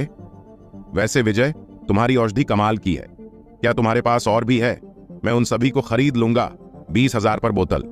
मिस्टर मोहन ने मुस्कुराते हुए कहा, आज के लिए इससे काम चला लो, मैं आपको कल कुछ और दे दूंगा। विजय ने एक आधी बोतल देते हुए कहा। उस बोतल को देख मिस्टर मोहन ने वो तुरंत विजय के हाथों से ले ली। वो फिर घर के अंदर गया और अपने साथ 2 नोटों की गड्डी लेकर आया। थैंक यू ब्रो मोहन, मेरे पास आपके लिए कुछ और भी है। यह मिस के लिए एक ब्यूटी क्रीम है। विजय ने अपने बैग से एक छोटा सा धातु का डिब्बा निकाला। उस धातु के डिब्बे के अंदर ब्यूटी क्रीम थी। विजय ने कल रात ही इस ब्यूटी क्रीम को बनाया था। यह एक तरह की स्किन फेयरनेस क्रीम थी, जिसको स्किन पर लगाने से उसे गौर किया जा सकता है। यह स्किन पर किसी भी तरह के दाग धब्बों को दूर कर सकती थी, स्किन को क्लीन और मॉइस्चराइज भी कर सकती थी। बहुत बढ़िया, मिस्टर मोहन ने जल्दबाजी में उससे बॉक्स लेते हुए कहा। क्रीम लेने के बाद मिस्टर मोहन ने विजय को टोटल 1,20,000 रुपए दिए। उन पैसों को लेकर विजय सीधा औषधीय बाजार पहुंच गया। वहां उसने आध्यात्मिक तरल के लिए जरूरी जड़ी बूटियां खरीदी, जिसमें उसके आज कमाए गए आधे से ज्यादा पैसे खर्च हो गए। उसने फिर वजन घटाने, ब्यूटी क्रीम और सेक्सुअल औषधि बनाने के लिए कुछ और जड़ी बूटियां खरीदी। सभी जड़ी बूटियां खरीदने के बाद उसका थैला फुल हो गया था। वजन घटाने की औषधि एकदम सही है। जहां तक सेक्सुअल औषधि की बात है, मुझे उसे थोड़ा और पतला करना होगा, वरना यह पीने वाले पर उल्टा असर डालेगी। जहां तक ब्यूटी क्रीम की बात है, मुझे अभी भी उसके असर का पता नहीं है, विजय ने सोचा। ब्यूटी क्रीम वजन घटाने और सेक्सुअल औषधि से अलग थी। उसे पीने के बजाय स्किन पर लगाना पड़ता है और सभी लड़कियों की स्किन अलग अलग टाइप की होती है, जिस वजह से उसे टेस्ट करने के लिए भी कुछ और लड़कियों की जरूरत पड़ेगी। लेकिन विजय की तो ना कोई गर्लफ्रेंड थी और ना ही कोई फ्रेंड। यह तो बहुत बड़ी मुसीबत है। आखिर में इतनी अलग अलग स्किन वाली लड़कियों को ढूंढ कहां? विजय ने अपनी छोटी 3 पहिया बाइक को सड़कों पर तेजी से चलाते हुए सोचा। तभी अचानक उसकी नजरें सामने एक चमकते हुए साइन बोर्ड पर पड़ी, पैराडाइज सपा। विजय ने पैराडाइज सपा के सामने बाइक खड़ी की। बाहर से देखने पर अंदर सपा से गर्म भाप निकलते हुए नजर आ रहे थे और चारों तरफ एक गर्मगीन सुगंध फैली हुई थी। वो कुछ देर के लिए तो हिचकिचाते हुए सपा के सामने खड़ा रहा। वो अभी यह सोच रहा था, पता नहीं अंदर कैसे कैसे काम चल रहे होंगे। ये सब सोच ही उसके दिल की धड़कन बढ़ी हुई थी।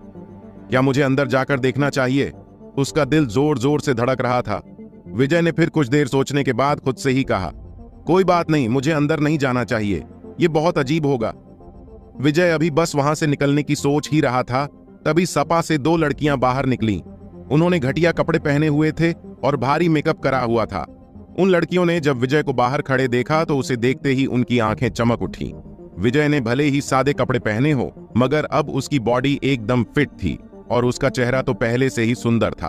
उन लड़कियों ने उसको देखा और कहा, आए हैंडसम, अंदर आओ और हमारे साथ थोड़ा एंजॉय करो। उन्होंने विजय की ओर हाथ हिलाया और उसकी ओर आंख मारी। उनमें से एक लड़की उसकी ओर बढ़ी, उसका हाथ पकड़ उसे अंदर खींच लिया। ओह मिस, ये ठीक नहीं है, विजय ने शर्म से लाल होते हुए कहा। इस वक्त उसका सिर किसी बच्चे की तरह कांप रहा था। क्या विजय इन लड़कियों से बच पाएगा या फिर लुट जाएगी उसकी इज्जत? क्या विजय की स्किन क्रीम अपना असर दिखा पाएगी? ओह शर्म मत करो, तुम शर्माते हुए और भी प्यारे लग रहे हो, उस लड़की ने फिर से उसे आंख मारते हुए कहा, जो उसे अंदर सपा में खींच कर ले जा रही थी। अरे मैं नहीं, मैं यहां कुछ बेचने आया हूं, विजय चिल्लाया। एक विक्रेता? बहुत अच्छे, फिर तो तुम्हें अंदर आना ही चाहिए, दूसरी लड़की ने विजय का दूसरा हाथ पकड़ते हुए कहा।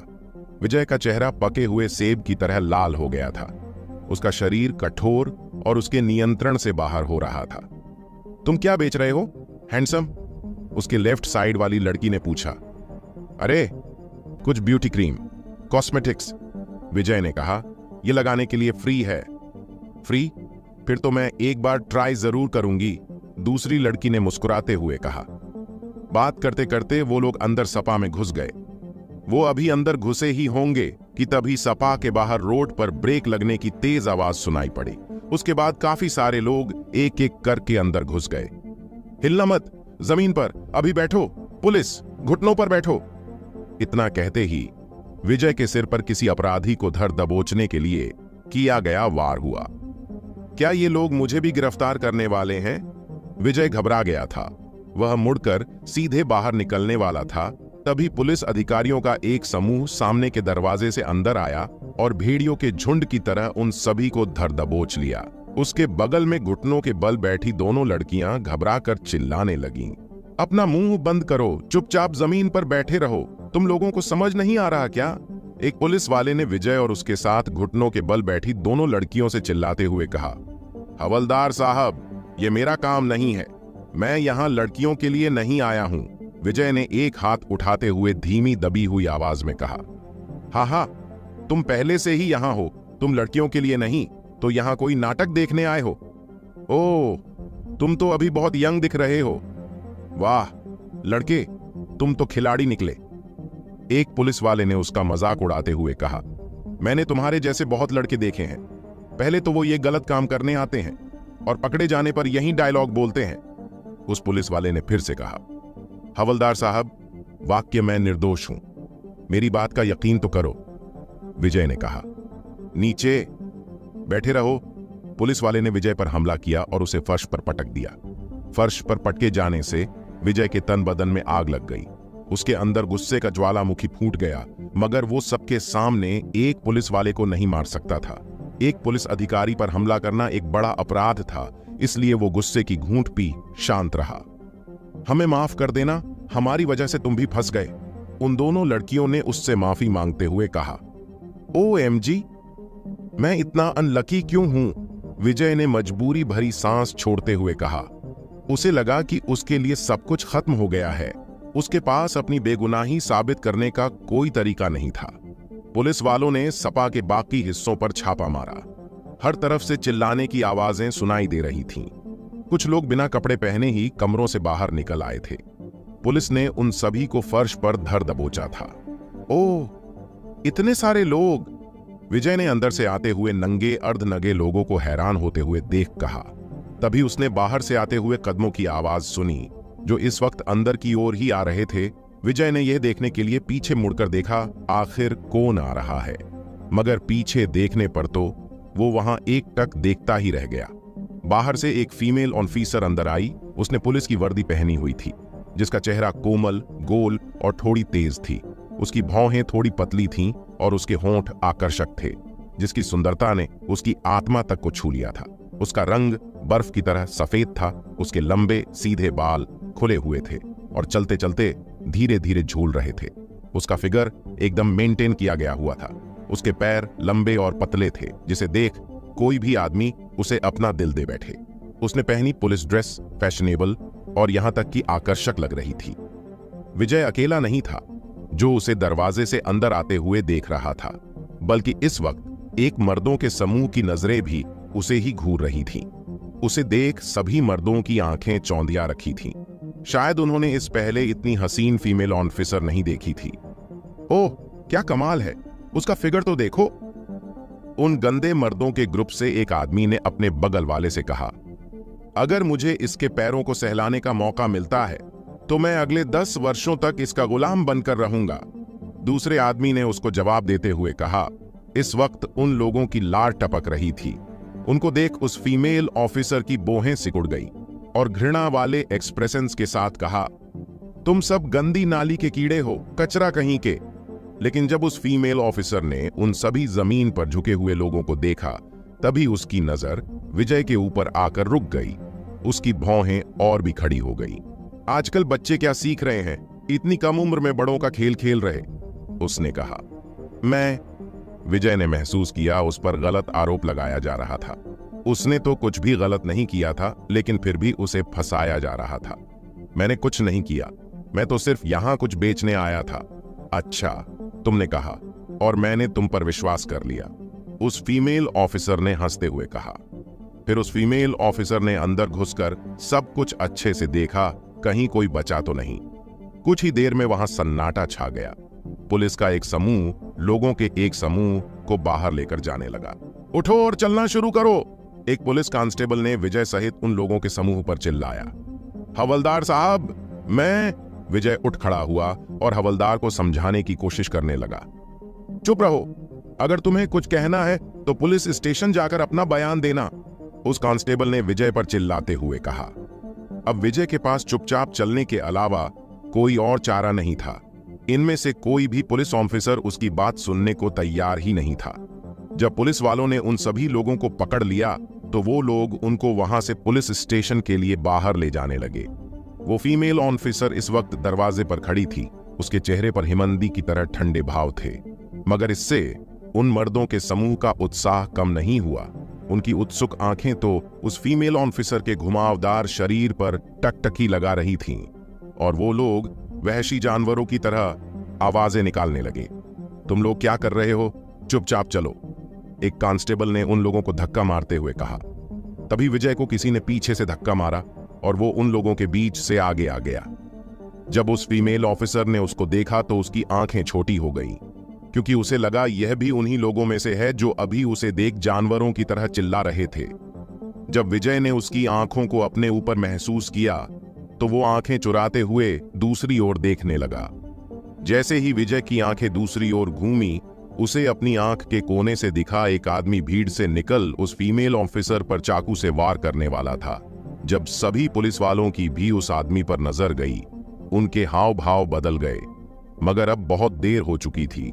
उस आदमी ने उस फीमेल ऑफिसर पर चाकू से वार कर दिया था। अपने ऊपर हुए इस अचानक वार की उस फीमेल ऑफिसर को भी कोई उम्मीद नहीं थी, जिसे देख उसके चेहरे का रंग उड़ गया, क्योंकि अक्सर वेश्याओं के समूह को पकड़ते वक्त कोई ऐसा हिंसक हादसा नहीं होता था। मगर जैसे ही उस आदमी का चाकू उस फीमेल ऑफिसर को लगने वाले था, अचानक किसी बिजली की स्पीड से आई एक परछाई ने उसे अपने गले से लगा वहां से हटा दिया। उस आदमी का वार खाली चला गया। तुरंत सभी पुलिस वाले हरकत में आए और उस आदमी को धर दबोचा, मगर जब उस परछाई ने उसे अचानक से पकड़कर दूसरी ओर हटाया था, उस फीमेल ऑफिसर के पैर लड़खड़ा गए और वो उस परछाई को अपने साथ लेकर नीचे गिर गई। जैसे ही उस परछाई और उसकी नजर आपस में मिली तो एक पल के लिए वो फीमेल ऑफिसर उसे देखते ही रह गई, क्योंकि यह कोई और नहीं बल्कि विजय ही था। जब उसने अपनी आंख के कोने से उस आदमी को वार करते देखा, वो अपनी कुछ दिन पहले ही बढ़ी शक्तियों का इस्तेमाल कर उस फीमेल ऑफिसर के पास किसी बिजली की स्पीड से पहुंच गया। विजय जब उस फीमेल ऑफिसर के ऊपर गिरा हुआ था, उसे एक मंत्र मुग्ध करने वाली खुशबू उसकी बॉडी से आ रही थी। उसकी बॉडी बहुत नरम थी, जैसे किसी तकिए की तरह गुदगुदी। लेकिन जब विजय ने उसकी गहरी काली चमकती आंखों में गुस्सा देखा तो उसे कुछ समझ आया और वो उसके ऊपर से उठने लगा, मगर तभी वो फिसल गया और वापस उसके ऊपर गिर गया और उसके हाथ किसी नरम चीज पर जा लगे। ये देख उस फीमेल ऑफिसर की आंखें बड़ी और गोल हो गईं। उसकी आंखों से इस वक्त आग के जलते हुए अंगारे निकल रहे थे। जब विजय को अपनी गलती का एहसास हुआ, वो जल्दी से खड़ा हो गया। इस वक्त उसका चेहरा पके हुए सेब की तरह लाल हो गया। मैं सॉरी, मुझसे ये सब गलती से हो गया, मेरी कोई गलत इंटेंशन नहीं थी, उसने डरते हुए कहा। उस फीमेल ऑफिसर ने अपने दांत कसकर भींचे और विजय को ऐसे देखने लगी जैसे वो उसका आंखों ही आंखों से खून कर देगी। लेकिन जैसे ही विजय ने एक बार फिर से उसकी ओर देखा तो उससे अपना गुस्सा कंट्रोल नहीं हुआ और वो उससे चिल्लाते हुए बोली, बेशर्म, गंदे इंसान। विजय को लगा फिर से वो फीमेल ऑफिसर उसे गलत समझ रही है। एक तो उसने उसकी जान बचाई थी और इसके अलावा वह शुक्रिया कहने के बजाय उसे ही बेशर्म और गंदा कह रही थी। भलाई को तो कुछ जमाना ही नहीं है, विजय ने एक गहरी सांस लेते हुए निराशाजनक आवाज में कहा। जल्दी चलो, भीड़ के सामने मौजूद एक पुलिस वाले ने जोर से चिल्लाते हुए कहा। फिर उन सभी लोगों को एक पुलिस वैन में बैठाया गया और विजय भी उन सभी के साथ उसी वैन में था। फिर पुलिस वैन स्टेशन की ओर निकल पड़ी। कुछ देर बाद विजय एक इंटेरोगेशन रूम में सीधा बैठा हुआ था। उसके सामने दो पुलिस ऑफिसर बैठे थे, जिनमें से एक खूबसूरत फीमेल ऑफिसर थी। उस फीमेल ऑफिसर के एक्सप्रेशन एकदम ठंडे थे और वो विजय को ऐसे देख रही थी जैसे उसको जान से मारकर कुत्तों को खिला देगी। तुम्हारा नाम क्या है? उस फीमेल ऑफिसर के बगल में बैठे मेल ऑफिसर ने पूछा। विजय, तुम्हारी उम्र क्या है और तुम कहां से हो? मैं 18 वर्ष का हूं और नगीना गांव से हूं। क्या तुम स्कूल जाते हो? नहीं, मैंने पिछले साल ही स्कूल छोड़ दिया था और अब एक डिलीवरी बॉय की जॉब करता हूं, विजय ने कहा। विजय का जवाब सुन मेल ऑफिसर की भौहें सिकुड़ गईं और उसने विजय को घृणा भरी नजरों से देखते हुए कहा, ओह अच्छा, तभी तो। इसमें कोई बड़ी बात नहीं जो तुम अभी से यह सब काम करने लग गए। वैसे तुम अपनी गलती मानते हो जो कुछ आज तुमने किया। जब उस पुलिस ऑफिसर ने विजय से कहा था कि तुम अपनी गलती मानते हो या नहीं, विजय ने भी अनजान बनते हुए कहा, मैंने कौन सी गलती की? विजय भला वो गलती क्यों मानता जो उसने कभी की ही नहीं। यू नॉनसेंस बॉय, उस ऑफिसर ने गुस्से में टेबल पर थप्पड़ मार जोर से चिल्लाते हुए कहा। तुम कह रहे हो तुमने कुछ नहीं किया, फिर भी तुम एक वेश्याओं के समूह के साथ पकड़े जाते हो। तुमने मुझे बेवकूफ समझा है क्या? मैंने सचमुच कुछ नहीं किया, मैं निर्दोष हूं सर, विजय ने कहा। वो अपनी गलती नहीं मानना चाहता था, क्योंकि अगर वो ऐसा करता तो उसे कम से कम 2-3 सप्ताह के लिए लॉकअप में रखा जाता। You nonsense. उस ऑफिसर की भौहें सिकुड़ गई और चेहरा गंभीर हो गया। तुमने सुना नहीं क्या? हमने तुम्हें वैश्यों के साथ पकड़ा। अगर तुम वहां गलत काम करने नहीं गए तो उनके साथ कंचे खेलने गए थे क्या? मैं सच में वहां वो गलत काम करने नहीं गया जो लोग आप समझ रहे हैं। सर, मैं तो वहां बस कुछ बेचने गया था। मैं एक सेल्समैन हूं। उन लड़कियों ने ही मुझे जबरदस्ती अंदर खींच लिया। विजय ने सफाई देते हुए कहा। क्या कहा तुमने सेल्समैन? एक मिनट, तुमने तो अभी कुछ देर पहले बताया तुम एक डिलीवरी बॉय थे। उस ऑफिसर ने शक करते हुए कहा। हाँ, मैं एक डिलीवरी बॉय हूं। कौन कहता है कि एक डिलीवरी बॉय सेल्समैन के रूप में रात के अंधेरे में काम नहीं कर सकते? विजय ने कॉन्फिडेंस से कहा। इसके अलावा आपके पास इस बात का सबूत नहीं है कि मैंने कोई कानून तोड़ा है। और जहां तक मुझे पता है, भला मैं उन वैश्यों के लिए उनके साथ क्यों फंसूं? विजय ने कह तो दिया, मगर उसे मालूम था ये लोग उसकी किसी बात को नहीं समझेंगे और उसे भी एक मुजरिम ही समझेंगे। तुम सच में एक चालक लड़के हो। तुम्हें पता है बातों को गोल गोल कैसे घुमाने हैं। उस मेल ऑफिसर ने हंसते हुए कहा। फिर वो उस फीमेल ऑफिसर की ओर मुड़ा और उससे फुसफुसाते हुए बोला, अदिति, ये लड़का सख्त है।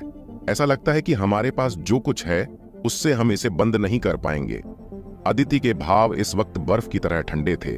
वह अपने सामने बैठे लड़के को देखे जा रही थी। उसने अचानक टेबल को धक्का दिया और उठ खड़ी हुई।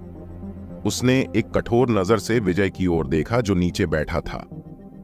यह लड़का कितना गंदा है, उसने अपने दिल में सोचा, क्योंकि उसे पहले का दृश्य याद था। उसने अपने दांत कस लिए। खुद को उसने विजय को थप्पड़ मारने से रोकने की बहुत कोशिश की। अदिति को बिल्कुल भी उसके इस बहाने पर विश्वास नहीं था कि वो एक सेल्समैन था। भले ही दिखने में विजय कोमल और किताबी लग रहा था और थोड़ा सुंदर भी था, लेकिन जैसा कि कहा जाता है, वह भेड़ के कपड़ों में भेड़िया भी हो सकता है। कौन जानता है कि उस मासूम चेहरे के नीचे एक गंदा चेहरा छुपा है या नहीं। आप क्या देख रही हैं? मैंने आपकी जान बचाई थी, विजय ने अदिति से कहा। अदिति ने गुस्से में टेबल पर जोर से थप्पड़ मारा। उसे फिर से कुछ देर पहले वाला सीन याद आ गया। ये लड़का मुझे पागल कर देगा, इसको पता है मुझे कैसे गुस्सा दिलाना है। अच्छा, तो फिर मुझे बताओ, तुम किस चीज को बेचने गए थे? उसके नुकीले दांतों से शब्द एक एक करके निकल रहे थे। ओह, वो एक ब्यूटी क्रीम है। विजय ने अपना बैकपैक खोला और अपनी हथेली के लगभग आधे आकार का एक छोटा धातु का डिब्बा निकालते हुए कहा। उसने ढक्कन खोल दिया। डिब्बे के अंदर एक शुद्ध सफेद क्रीम थी जिससे एक खुशनुमा सुगंध निकल रही थी। यह ब्यूटी क्रीम प्राचीन जड़ी बूटियों से बनाई गई है। यह स्किन को सफेद कर सकती है और किसी भी दाग को हटा सकती है ताकि आपकी स्किन नरम और चमकदार हो जाए, विजय ने समझाया। यू नॉनसेंस बॉय, तुम किसे धोखा दे रहे हो? यह सब सरासर धोखा है, मेल ऑफिसर ने मजाक उड़ाते हुए कहा। सर, आप मेरी बात का विश्वास तो करो। मैं अपने पूर्वजों की कसम खा सकता हूं कि क्रीम काम करती है। क्या आप एक बार ट्राई कर दिखेंगी मैम? आप इसे फ्री में ले सकती हैं, विजय ने अदिति से कहा। इसे तुम अपने पास ही रखो। कौन जानता है कि इस बकवास सी क्रीम के अंदर क्या है? अदिति ने उसे घृणा की नजरों से देखते हुए कहा। तो फिर कोई बात नहीं, विजय ने कड़वाहट से कहा। तभी इंटेरोगेशन रूम का दरवाजा खुलता है। एक पुलिस कांस्टेबल अंदर आया और अदिति के कान में कुछ फुसफुसाया। हमने अच्छे से चेक किया है। किसी को उम्मीद नहीं थी कि वो आदमी एक हत्यारा था। यही कारण था कि उसने भागने की कोशिश करते हुए आप पर हमला किया। ऐसा लगता है कि हमने बहुत अच्छा काम किया है। जहां तक इस बच्चे की बात है, वो निर्दोष है। दोनों लड़कियों ने उसके लिए गवाही दी है। विजय ने राहत की सांस ली, मगर अदिति का चेहरा कठोर लग रहा था। क्या मैं अब जा सकता हूं, ऑफिसर? विजय ने कहा। इस वक्त उसके चेहरे पर एक चौड़ी मुस्कान थी। अदिति ने मेज को धक्का दिया क्योंकि उसका चेहरा गुस्से से काला हो गया था। वह अपनी सीट से खड़ी हुई और अपनी आकर्षक आंखों से सीधे विजय की ओर देखने लगी। फिर वो गुस्से में मुड़ी और रूम से बाहर चली गई। अब तुम जा सकते हो, वहां खड़े उस मेल ऑफिसर ने उसे बताया। जब वह पुलिस स्टेशन से निकला तो अंधेरा हो चुका था। मुझे पहले अपनी बाइक लानी होगी, वो अभी भी पैराडाइज सपा के सामने होनी चाहिए। विजय ने अपना बैकपैक लटकाया और सपा की ओर निकल गया। शहर की रातें दिन के मुकाबले चकाचौंध करने वाली और रंगीन होती है। यहाँ अंधकार भी कहीं छुप जाता है। विजय रात की ठंडी हवा का आनंद लेते हुए सड़कों पर चलते हुए सुकून महसूस कर रहा था। उसके जीवन की दिशा पहले से ही बदल रही थी।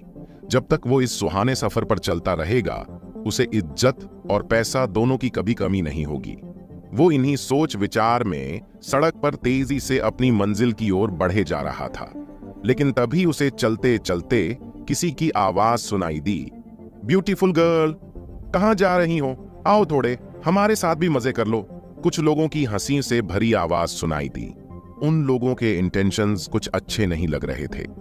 ये कितनी हॉट है यार, किसी सेलिब्रिटी से कम नहीं लग रही है। अगर ये मेरे साथ रात गुजारने को तैयार हो जाए, मैं अपनी 3 साल की कमाई इसके नाम कर दूं। 3 साल क्या है, मैं 5 साल की कमाई देने को तैयार हूं। उन लोगों के मजाक के बीच में एक लड़की की कांपती हुई आवाज भी सुनी जा सकती थी। जाओ, चले जाओ, मुझे मत छुओ। वो रुक रुक कर बोल रही थी और ऐसा लग रहा था जैसे वो नशे में थी। विजय के जबड़े कस गए और उसकी भौहें सिकुड़ गईं। उसके आगे की सड़क पर कुछ बार थे। शायद ये लोग वहीं से आए होंगे।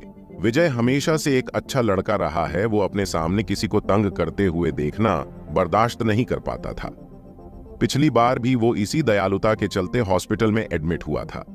पहले तो वो कमजोर होने के बावजूद भी लोगों की मदद करता था, मगर अब तो उसके पास कुछ शक्तियां भी थीं, जिनकी मदद से वो किसी की भी बिना डरे मदद कर सकता था। इसके अलावा हर गर्म खून वाले आदमी के दिल में हीरो बनने की इच्छा होती है। विजय भी उन्हीं में से एक था। यह मेरी शक्तियों को आजमाने का सही मौका है, विजय ने अपनी मुट्ठी कसते हुए कहा, और वो उन लोगों की ओर गर्मजोशी से बढ़ गया।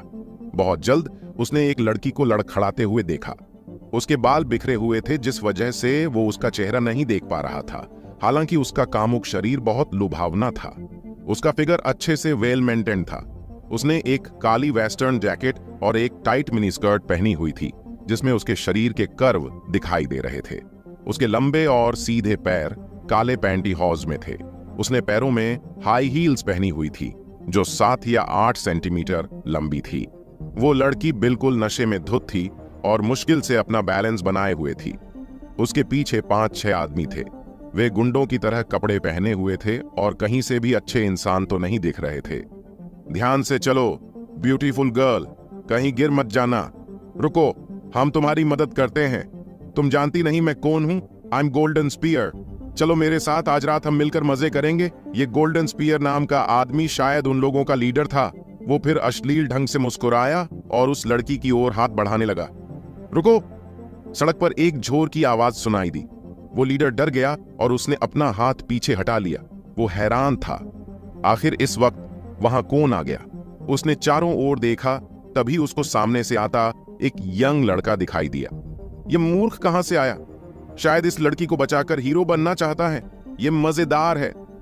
वह अपना पेट पकड़ते हुए जोर जोर से हंसा।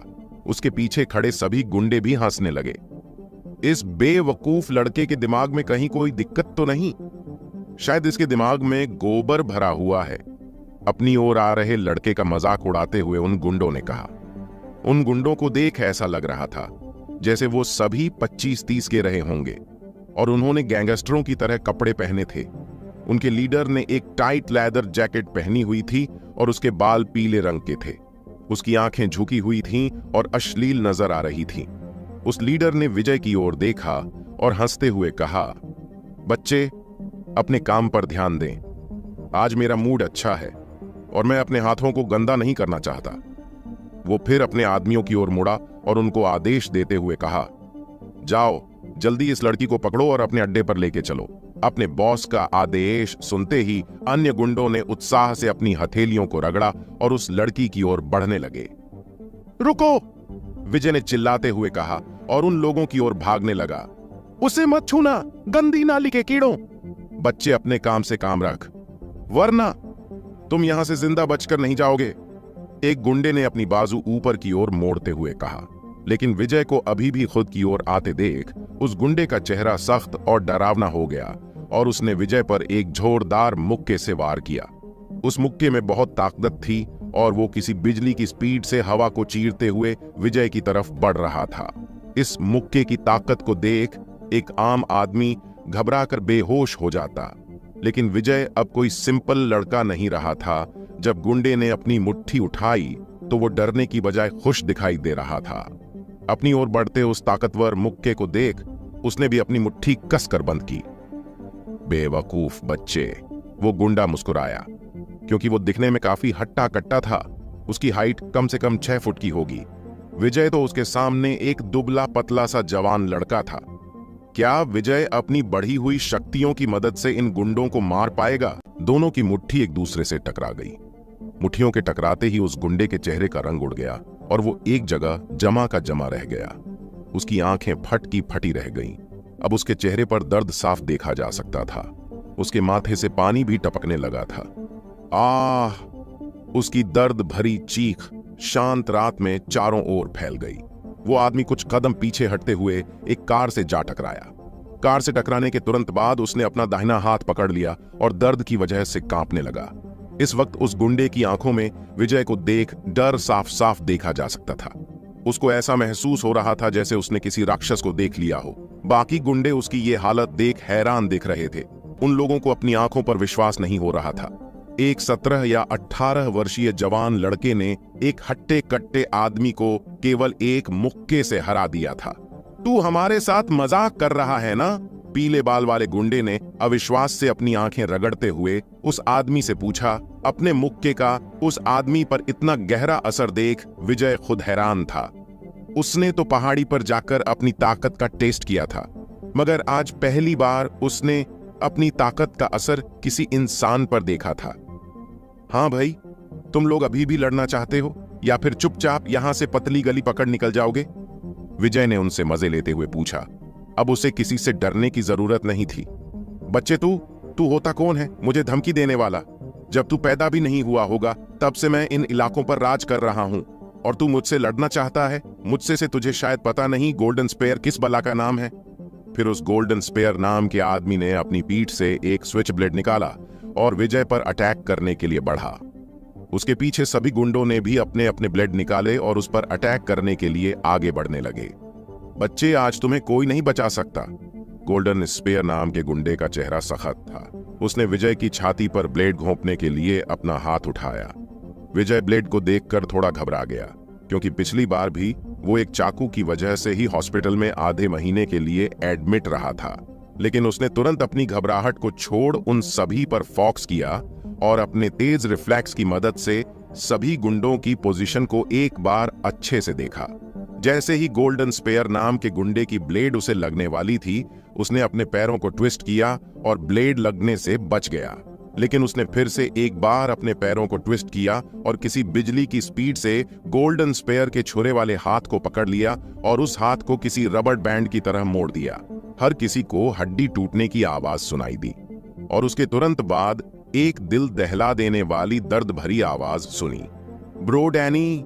बाकी गुंडे उसकी मदद तो करना चाहते थे, लेकिन वो अभी उनसे थोड़ी दूरी पर थे। विजय की आंखों में जैसे खून उतर आया हो। उसने डैनी उर्फ गोल्डन स्पेयर को एक हाथ से ऊपर उठाया और उसे किसी फिरकनी की तरह फिराते हुए बाकी बचे गुंडों की तरफ बढ़ने लगा। अपने बॉस की यह हालत देख वो सभी गुंडे घबरा गए थे।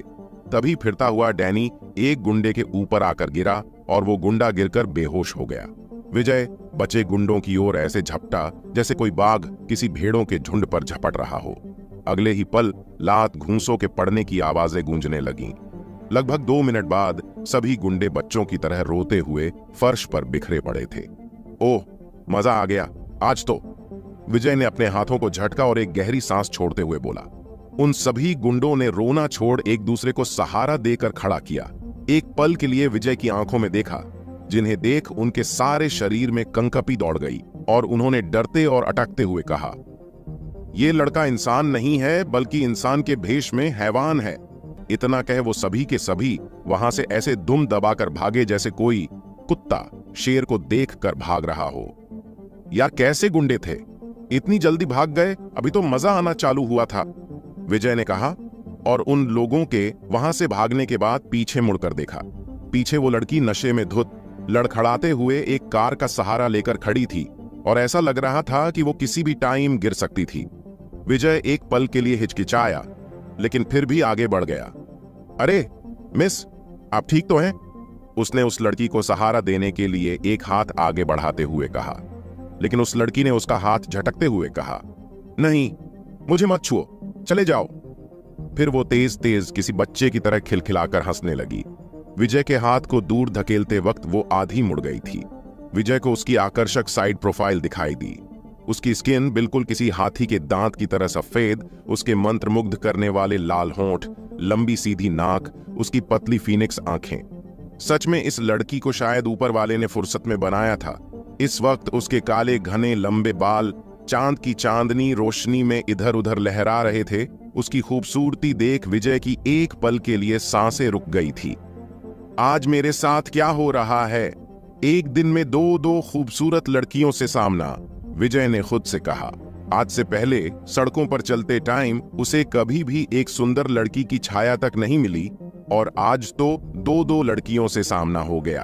पहली तो वो फीमेल पुलिस ऑफिसर और दूसरी अभी उसके सामने खड़ी थी।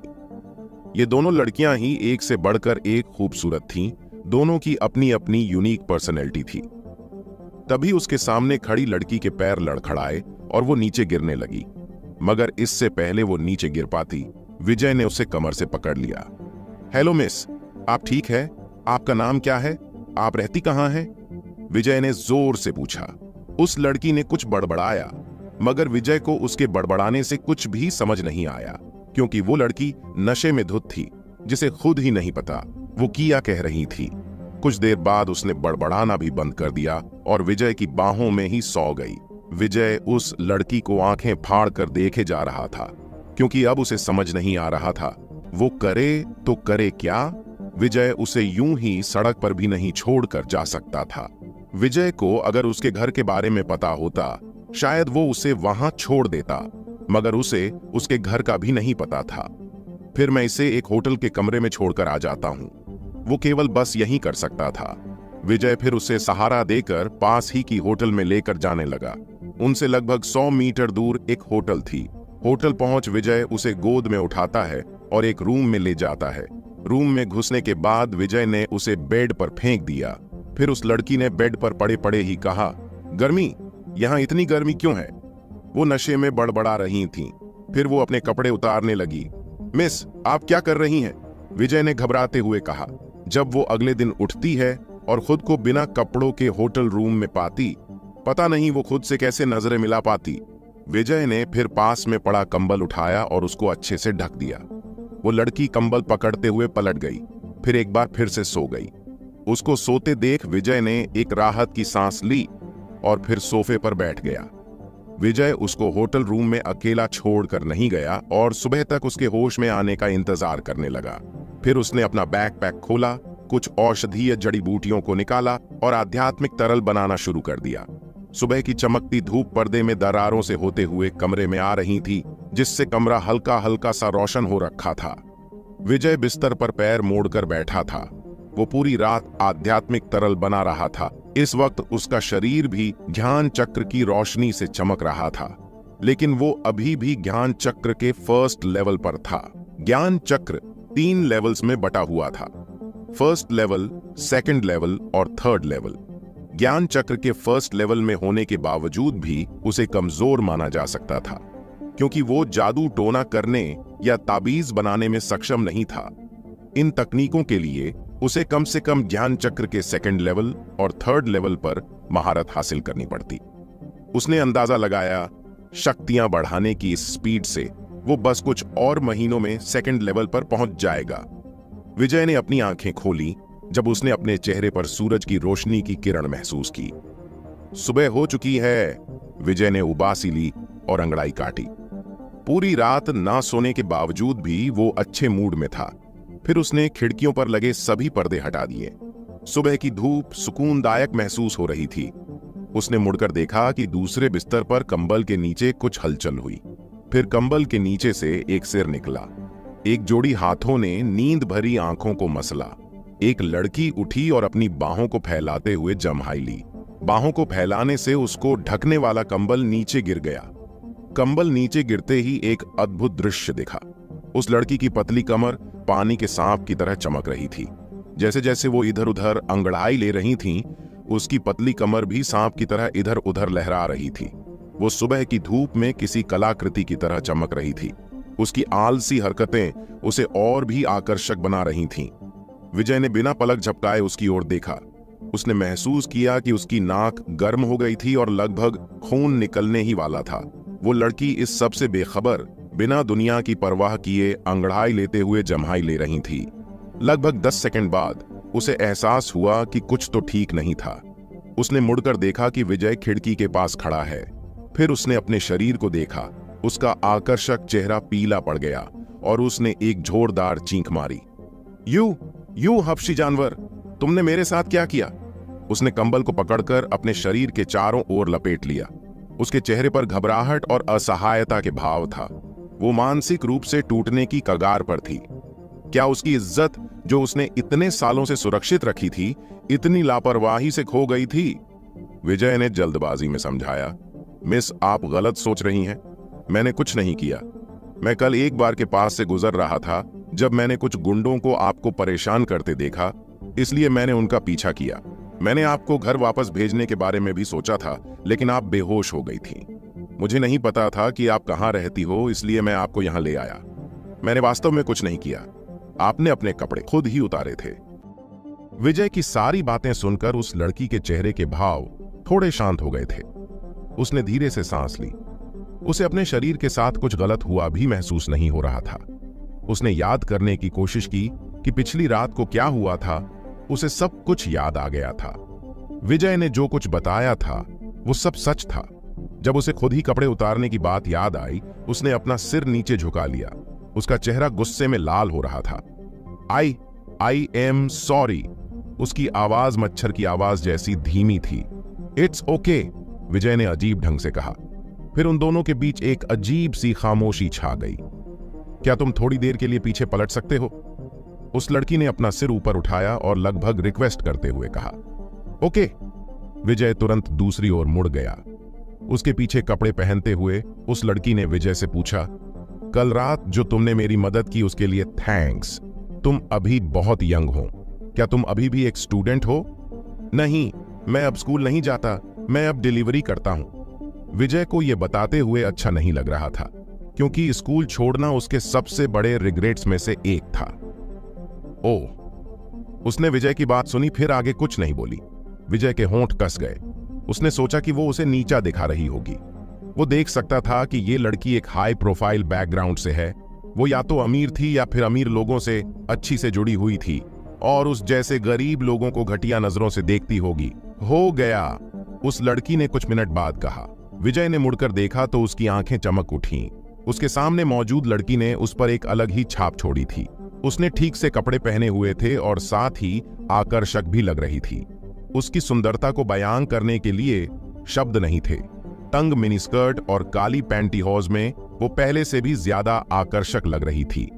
उस लड़की ने फिर अपने पर्स से एक बिजनेस कार्ड निकाला और विजय को दिया। फिर धीरे से मुस्कुराते हुए कहा, यह मेरा बिजनेस कार्ड है। यदि तुम्हें किसी भी चीज की जरूरत पड़े तो तुम बिना झिझके मुझे कभी भी कांटेक्ट कर सकते हो। विजय ने उसे दिए गए कार्ड को ध्यान से देखा और हैरान रह गया। Sonam Bajwa corporation industries president. यह पढ़कर उसकी पलकें सिकुड़ गईं और उसके चेहरे पर आश्चर्य की एक झलक दिखाई दी। ये तो बहुत अमीर खानदान से है और खुद भी एक प्रेसिडेंट की पोस्ट पर है, विजय ने अपने दिल में कहा। मुझे कुछ जरूरी काम याद आ गया, इसीलिए मुझे जल्दी जाना पड़ेगा। ओके बाय, मैं जा रही हूं। सोनम ने मुड़कर कमरे के दरवाजे की ओर रुख किया।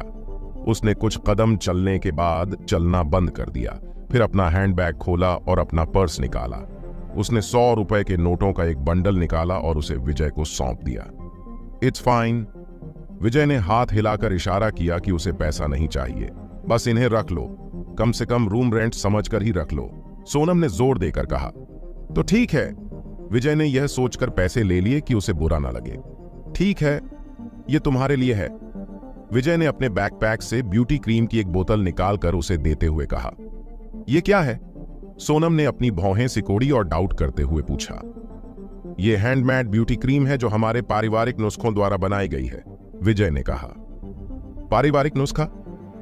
वो हैरान दिख रही थी। लेकिन फिर सोनम ने क्रीम की बोतल ले ली। वो विजय को बुरा फील नहीं कराना चाहती थी। उसने फिर थैंक्स बोला और रूम से बाहर निकल गई।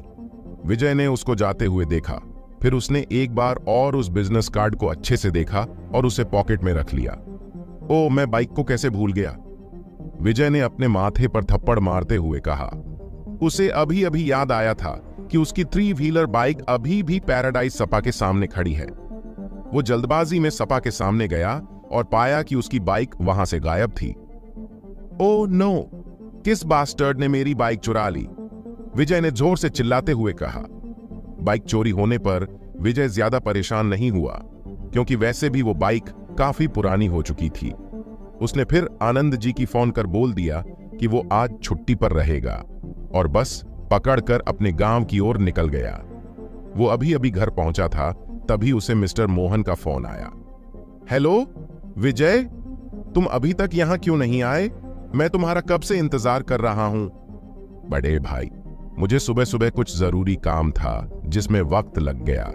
मैं दोपहर तक शहर वापस आ जाऊंगा, विजय ने कहा। बड़े भाई, वैसे मिस ने ब्यूटी क्रीम ट्राई करी, उन्हें वो पसंद आई या नहीं? मिस्टर मोहन ने जोर से चिल्लाते हुए जवाब दिया। पसंद?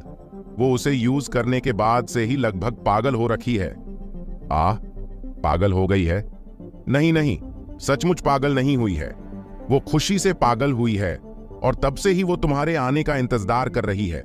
वैसे तुम्हारी ब्यूटी क्रीम चमत्कारी है, एकदम अद्भुत, मिस्टर मोहन ने फिर उत्साह भरी आवाज में कहा।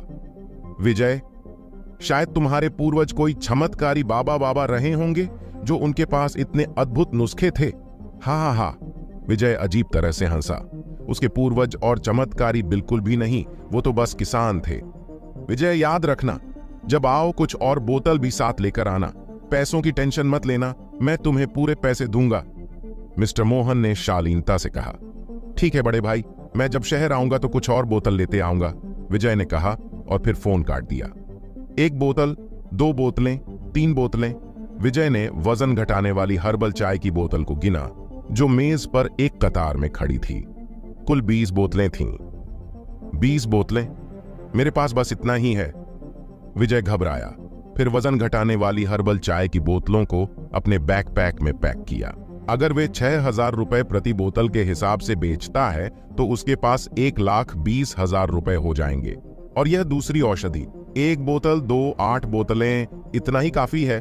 उसने दूसरी औषधि भी अपने बैकपैक में डाल ली। बची ब्यूटी क्रीम, उसके कुल मिलाकर 10 डिब्बे थे। सभी प्रोडक्ट्स को पैक करने के बाद उसका बैकपैक फूला गया था। उसने ध्यान से बैकपैक पहना और फिर घर से चला गया। शहर में उसने एक और 3 व्हीलर बाइक खरीदी और काम पर निकल गया। जब वे DLF लेजर पार्क पहुंचा तो दोपहर का समय हो चुका था। विजय, तुम आखिरकार आ ही गए। इस वक्त मिस्टर मोहन अपने घर के सामने खड़ा था। विजय को आते देख वो खुश होते हुए चिल्लाया। विजय केवल 1 दिन के बाद ही मिस्टर मोहन को पहचान नहीं पा रहा था। पहले वो लगभग 100-120 किलो का था, लेकिन अब वो बस 70-75 किलो का रह गया था।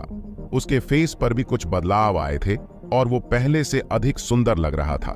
मिस्टर मोहन के बगल में एक 30 वर्षीय महिला खड़ी थी। वो मिस्टर मोहन की पत्नी थी और उसका नाम राधिका था। हेलो बड़े भाई, मिस, अपनी बाइक से उतरते हुए विजय ने उनको विश किया। विजय, तुम्हारी ब्यूटी क्रीम सच में अद्भुत है। ये देखो, 1 दिन के बाद ही मेरी स्किन बहुत सुंदर हो गई, राधिका ने अपने एक हाथ की स्किन दिखाते हुए कहा। फिर उसने अपना दूसरा हाथ भी दिखाया। दोनों हाथों की स्किन का रंग अलग दिख रहा था। राइट साइड के हाथ की स्किन गोरी थी और लेफ्ट साइड के हाथ की स्किन थोड़ी डल दिख रही थी। इट्स ऑसम, विजय ने सोचा। विजय, तुम और भी क्रीम लाए हो क्या? एक बार मुझे दिखाना, राधिका ने बेसब्र होते हुए कहा। हाँ, मैं 10 डिब्बे लेकर आया हूं। विजय ने अपना बैकपैक खोला और ब्यूटी क्रीम के डिब्बे निकाले। राधिका के चेहरे पर खुशी साफ साफ देखी जा सकती थी। मेरे लिए भी कुछ लाए हो क्या विजय? मिस्टर मोहन ने भी इंपेशेंट होते हुए कहा। इतनी भी जल्दी किस बात की ब्रो? रुको, मैं देता हूं। विजय ने एक एक करके सेक्सुअल औषधि की बोतलें निकाली। मिस्टर मोहन ने बोतलों को अपनी बाहों में ऐसे रखा जैसे वो अमूल्य खजाने हों। ओ माय गॉड, 8 बोतलें, मिस्टर मोहन ने खुश होते हुए कहा। और वजन घटाने वाली हर्बल चाय भी हैं, कुल 20 बोतलें। क्या आप उन सभी को लेना चाहते हो बड़े भाई? विजय ने मोहन से पूछा। बेशक, मैं उन्हें क्यों नहीं चाहूंगा। तुम्हारे पास जो कुछ भी होगा मैं ले लूंगा। मेरे दोस्तों ने इसे आजमाया था, अब उनको और भी हर्बल चाय चाहिए, मिस्टर मोहन ने कहा। तो ठीक है। विजय ने उसे पूरा बैकपैक ही दे दिया। रुको जरा, मुझे इनका हिसाब लगाने दो। ये औषधि, मैं तुम्हें इनके लिए 20-20 हजार रुपए दूंगा, इसलिए 8 बोतलें के 1,60,000 हुए। वजन घटाने की दवाएं के 6,000, नहीं 8,000। मेरे दोस्तों के पास बहुत पैसा है और आप जो भी कीमत मांगेंगे वे खरीद लेंगे, तो इनका भी 1,60,000। जहां तक ब्यूटी क्रीम की बात है, उसकी कीमत क्या है विजय? बड़े भाई, वो आप ही डिसाइड कर लो, विजय ने कहा। हम 5,000 ठीक है, तो 10 डिब्बों के हुए 50,000, कुल मिलाकर 3,70,000 रुपए हो गए। विजय, मैं इन पैसों को तुम्हारे बैंक अकाउंट में ट्रांसफर करा दूंगा, मिस्टर मोहन ने कहा। ठीक है, विजय ने जवाब दिया। मिस्टर मोहन ने विजय की 3 व्हीलर बाइक पर रखे डिलीवरी पैकेज देखे और कहा, विजय, तुम्हारे पास अब तो काफी पैसा आ चुका है, फिर भी तुम डिलीवरी क्यों कर रहे हो? विजय, तुम्हें नहीं पता, मैंने कभी किसी की तारीफ नहीं की। सच में तुम पहले इंसान हो जिसको मैंने इतना एडमायर किया। विजय, तुम एक बहुत टैलेंटेड लड़के हो, फिर तुम अभी भी क्यों एक डिलीवरी बॉय की जॉब कर रहे हो? तुम बस इन प्रोडक्ट से ही काफी पैसे बना सकते हो। ठीक है, राधिका ने आगे कहा। विजय, तुम्हारी कोई गर्लफ्रेंड है? अगर नहीं तो मैं तुम्हारे लिए कोई अच्छी लड़की देखूंगी। It's fine. विजय को शर्म आ गई। अरे बेटा, तुम्हें शर्म क्यों आ रही है? राधिका ने मुस्कुराते हुए कहा। विजय ने दोनों लोगों को अलविदा कहा, फिर अपनी 3 व्हीलर बाइक पर बैठ वहां से निकल गया। बाइक पर चलते उसने सोचा अब उसे नौकरी छोड़ देनी चाहिए। उसके पास अभी भी पहले मिले पैसों में से लगभग 60,000 रुपए बचे थे और अब के 3,70,000 लगाकर उसके पास 4,30,000 रुपए हो गए थे। सच में बस किस्मत का खेल होता है। कल तक उसके पास खाना खाने के लिए मुश्किल से पैसे बचते थे, लेकिन अब वो बस एक दिन में 2-3 लाख कमा सकता है। अगर वो ऐसे ही प्रोडक्ट्स बेचता रहा, भविष्य में उसके पास और भी ज्यादा पैसे होंगे। यह देखते हुए कि इस समय उसके पास कुछ भी करने के लिए नहीं है, उसे इस बीच पैकेज देने में कोई दिक्कत नहीं थी। इसके अलावा जब वो हॉस्पिटल में एडमिट था तो आनंद जी ने उसकी नौकरी किसी और को नहीं दी, इसलिए तुरंत अपनी नौकरी छोड़ना कोई अच्छी बात नहीं होगी। उसने अभी कुछ और समय के लिए जॉब पर रहना का डिसाइड किया ताकि आनंद जी पहले से ही उसका रिप्लेसमेंट ढूंढ ले। तभी उसकी जेब में रखा फोन वाइब्रेट करने लगा। उसके फोन में एक नोटिफिकेशन आया हुआ था जो बैंक अकाउंट में पैसे क्रेडिट होने का था। क्या विजय जल्द ही नौकरी छोड़ने वाला है? विजय को एक नोटिफिकेशन आया था, 4,30,000। विजय के दिल की धड़कन रुक गई। अगर यह पहले की बात होती तो उसे नहीं पता था कि वह अपने पूरे जीवन में कड़ी मेहनत करने के बावजूद भी इतना पैसा बचा सकता था या नहीं। क्या मुझे अपने लिए कुछ खरीदना चाहिए? अपने पहने हुए घटिया कपड़ों को देखते हुए उसने सोचा। उसने अपने हाथ में पुराना फोन और पैरों में फटे जूतों को भी देखा। उसने कुछ देर तक इसके बारे में सोचा, फिर सिर हिलाया। कोई बात नहीं, ये इतने भी जरूरी नहीं है। 4,30,000 ज्यादा नहीं होते और मैं इन्हें कुछ जरूरी चीजों पर खर्च करना पसंद करूंगा, जैसे कि औषधीय जड़ी बूटियां। अगर मैं जल्द ही ज्ञान चक्र के 2nd लेवल पर पहुंच गया तो मैं जादू टोना करना भी शुरू कर सकता हूं। कपड़े और अन्य सामान सब मुंह माया हैं, वो ज्यादा जरूरी नहीं है। ठीक है, पर मुझे आनंद अंकल के लिए कुछ खरीदना चाहिए। फिर उसे अचानक मिस राधिका की कही बात याद आ गई। एक प्रेमिका के बारे में। विजय ने आह भरी। उसके दिमाग में एक छाया दिखाई दी।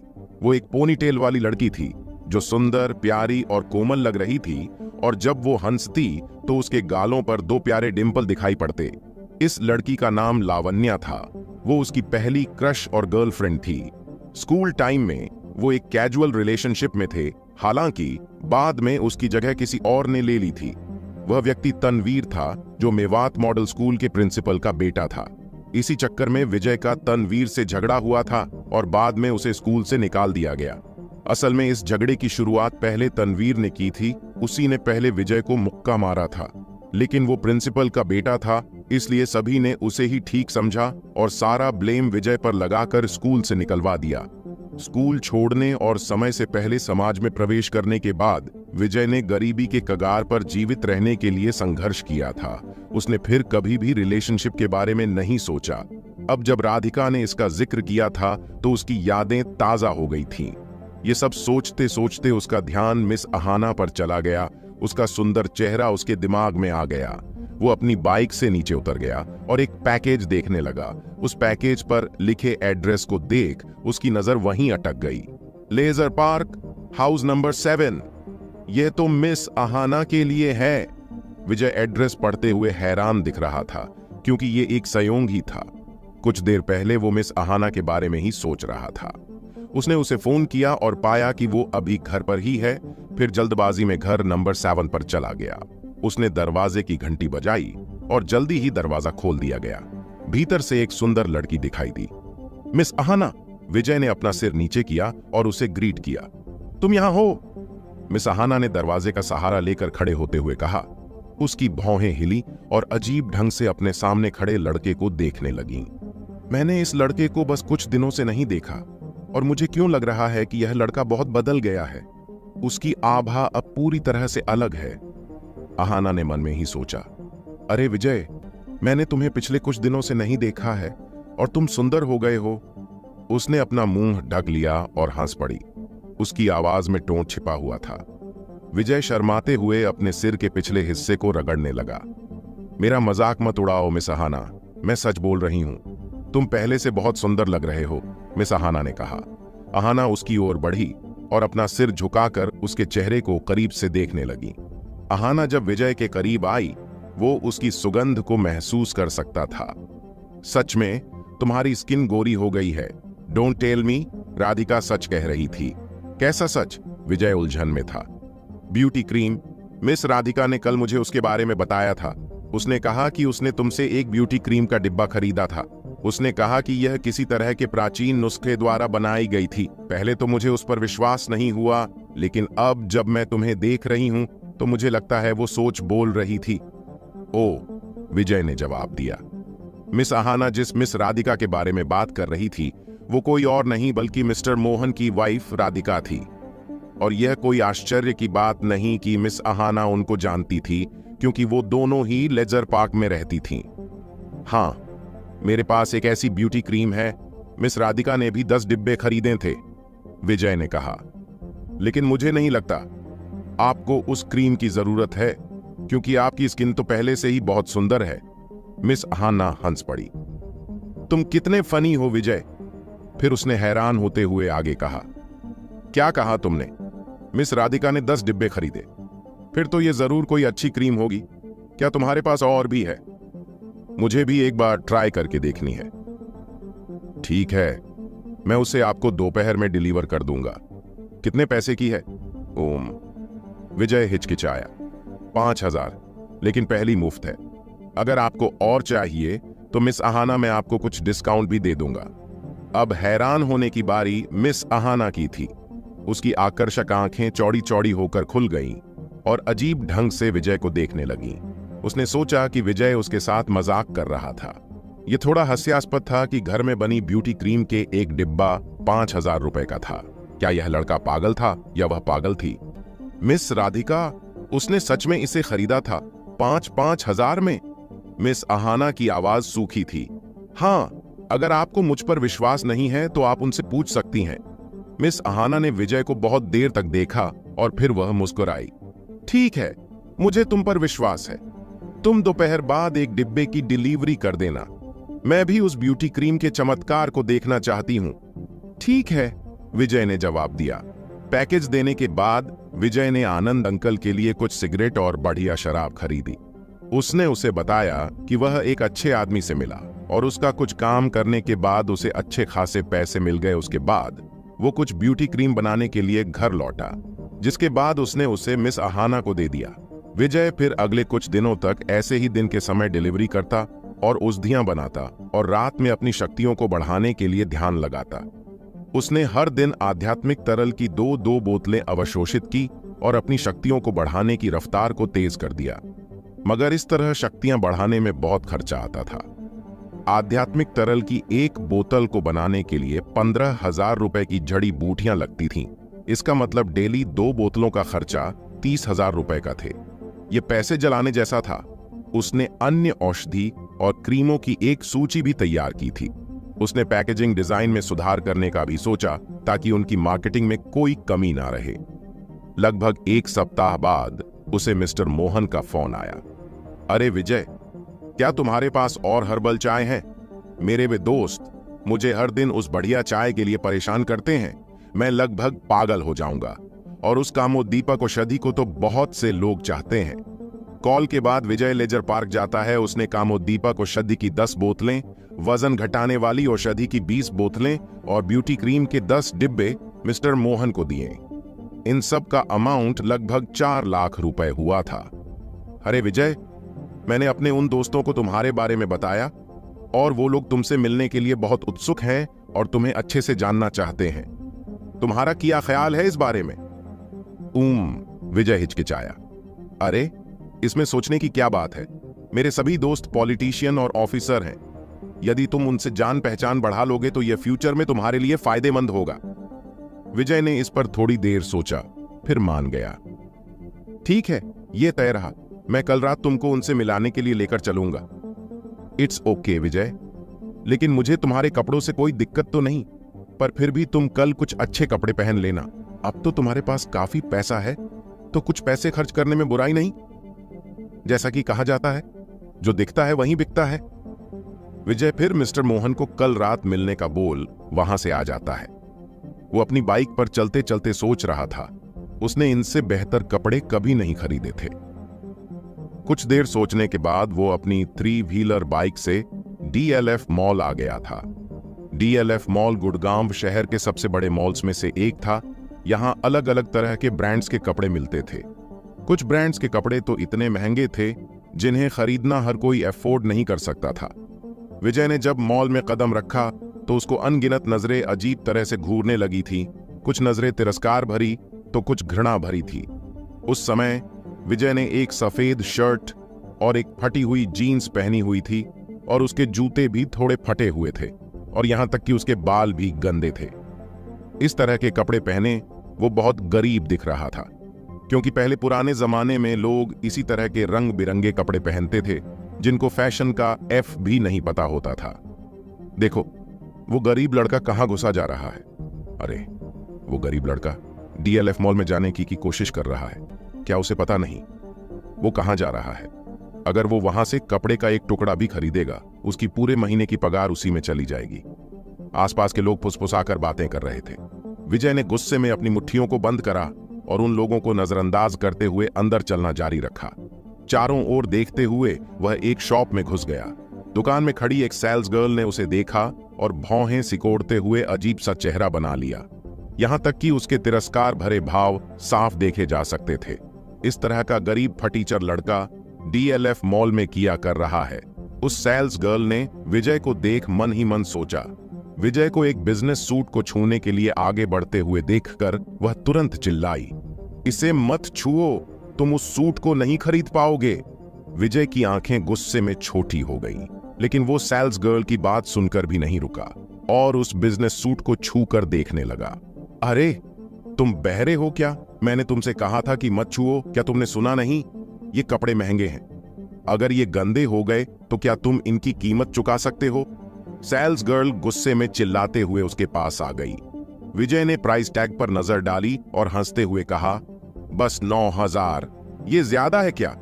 ओ, हेलो मिस्टर फटीचर, 9,000 ज्यादा तो नहीं, लेकिन तुम्हारी भिखारी जैसी हालत देख लगता नहीं कि तुम इसको छूना भी अफोर्ड कर सकते हो। इस बिजनेस सूट को खरीदने के तो बस सपने देखो। सेल्स गर्ल ने उसको एक गुस्से भरी नजर से देखा और उस बिजनेस सूट को पकड़ लिया। विजय ने अपनी आंखें छोटी कर लीं और उसका चेहरा और ज्यादा उदास हो गया। उसने फिर ठंडे भाव से कहा, आखिर आजकल के वर्कर्स को क्या हो गया है जो ये लोग कस्टमर को अटेंड करने की जगह उनके कपड़े देखकर जज करने लगे? क्या विजय उस सेल्स गर्ल को सबक सिखाएगा?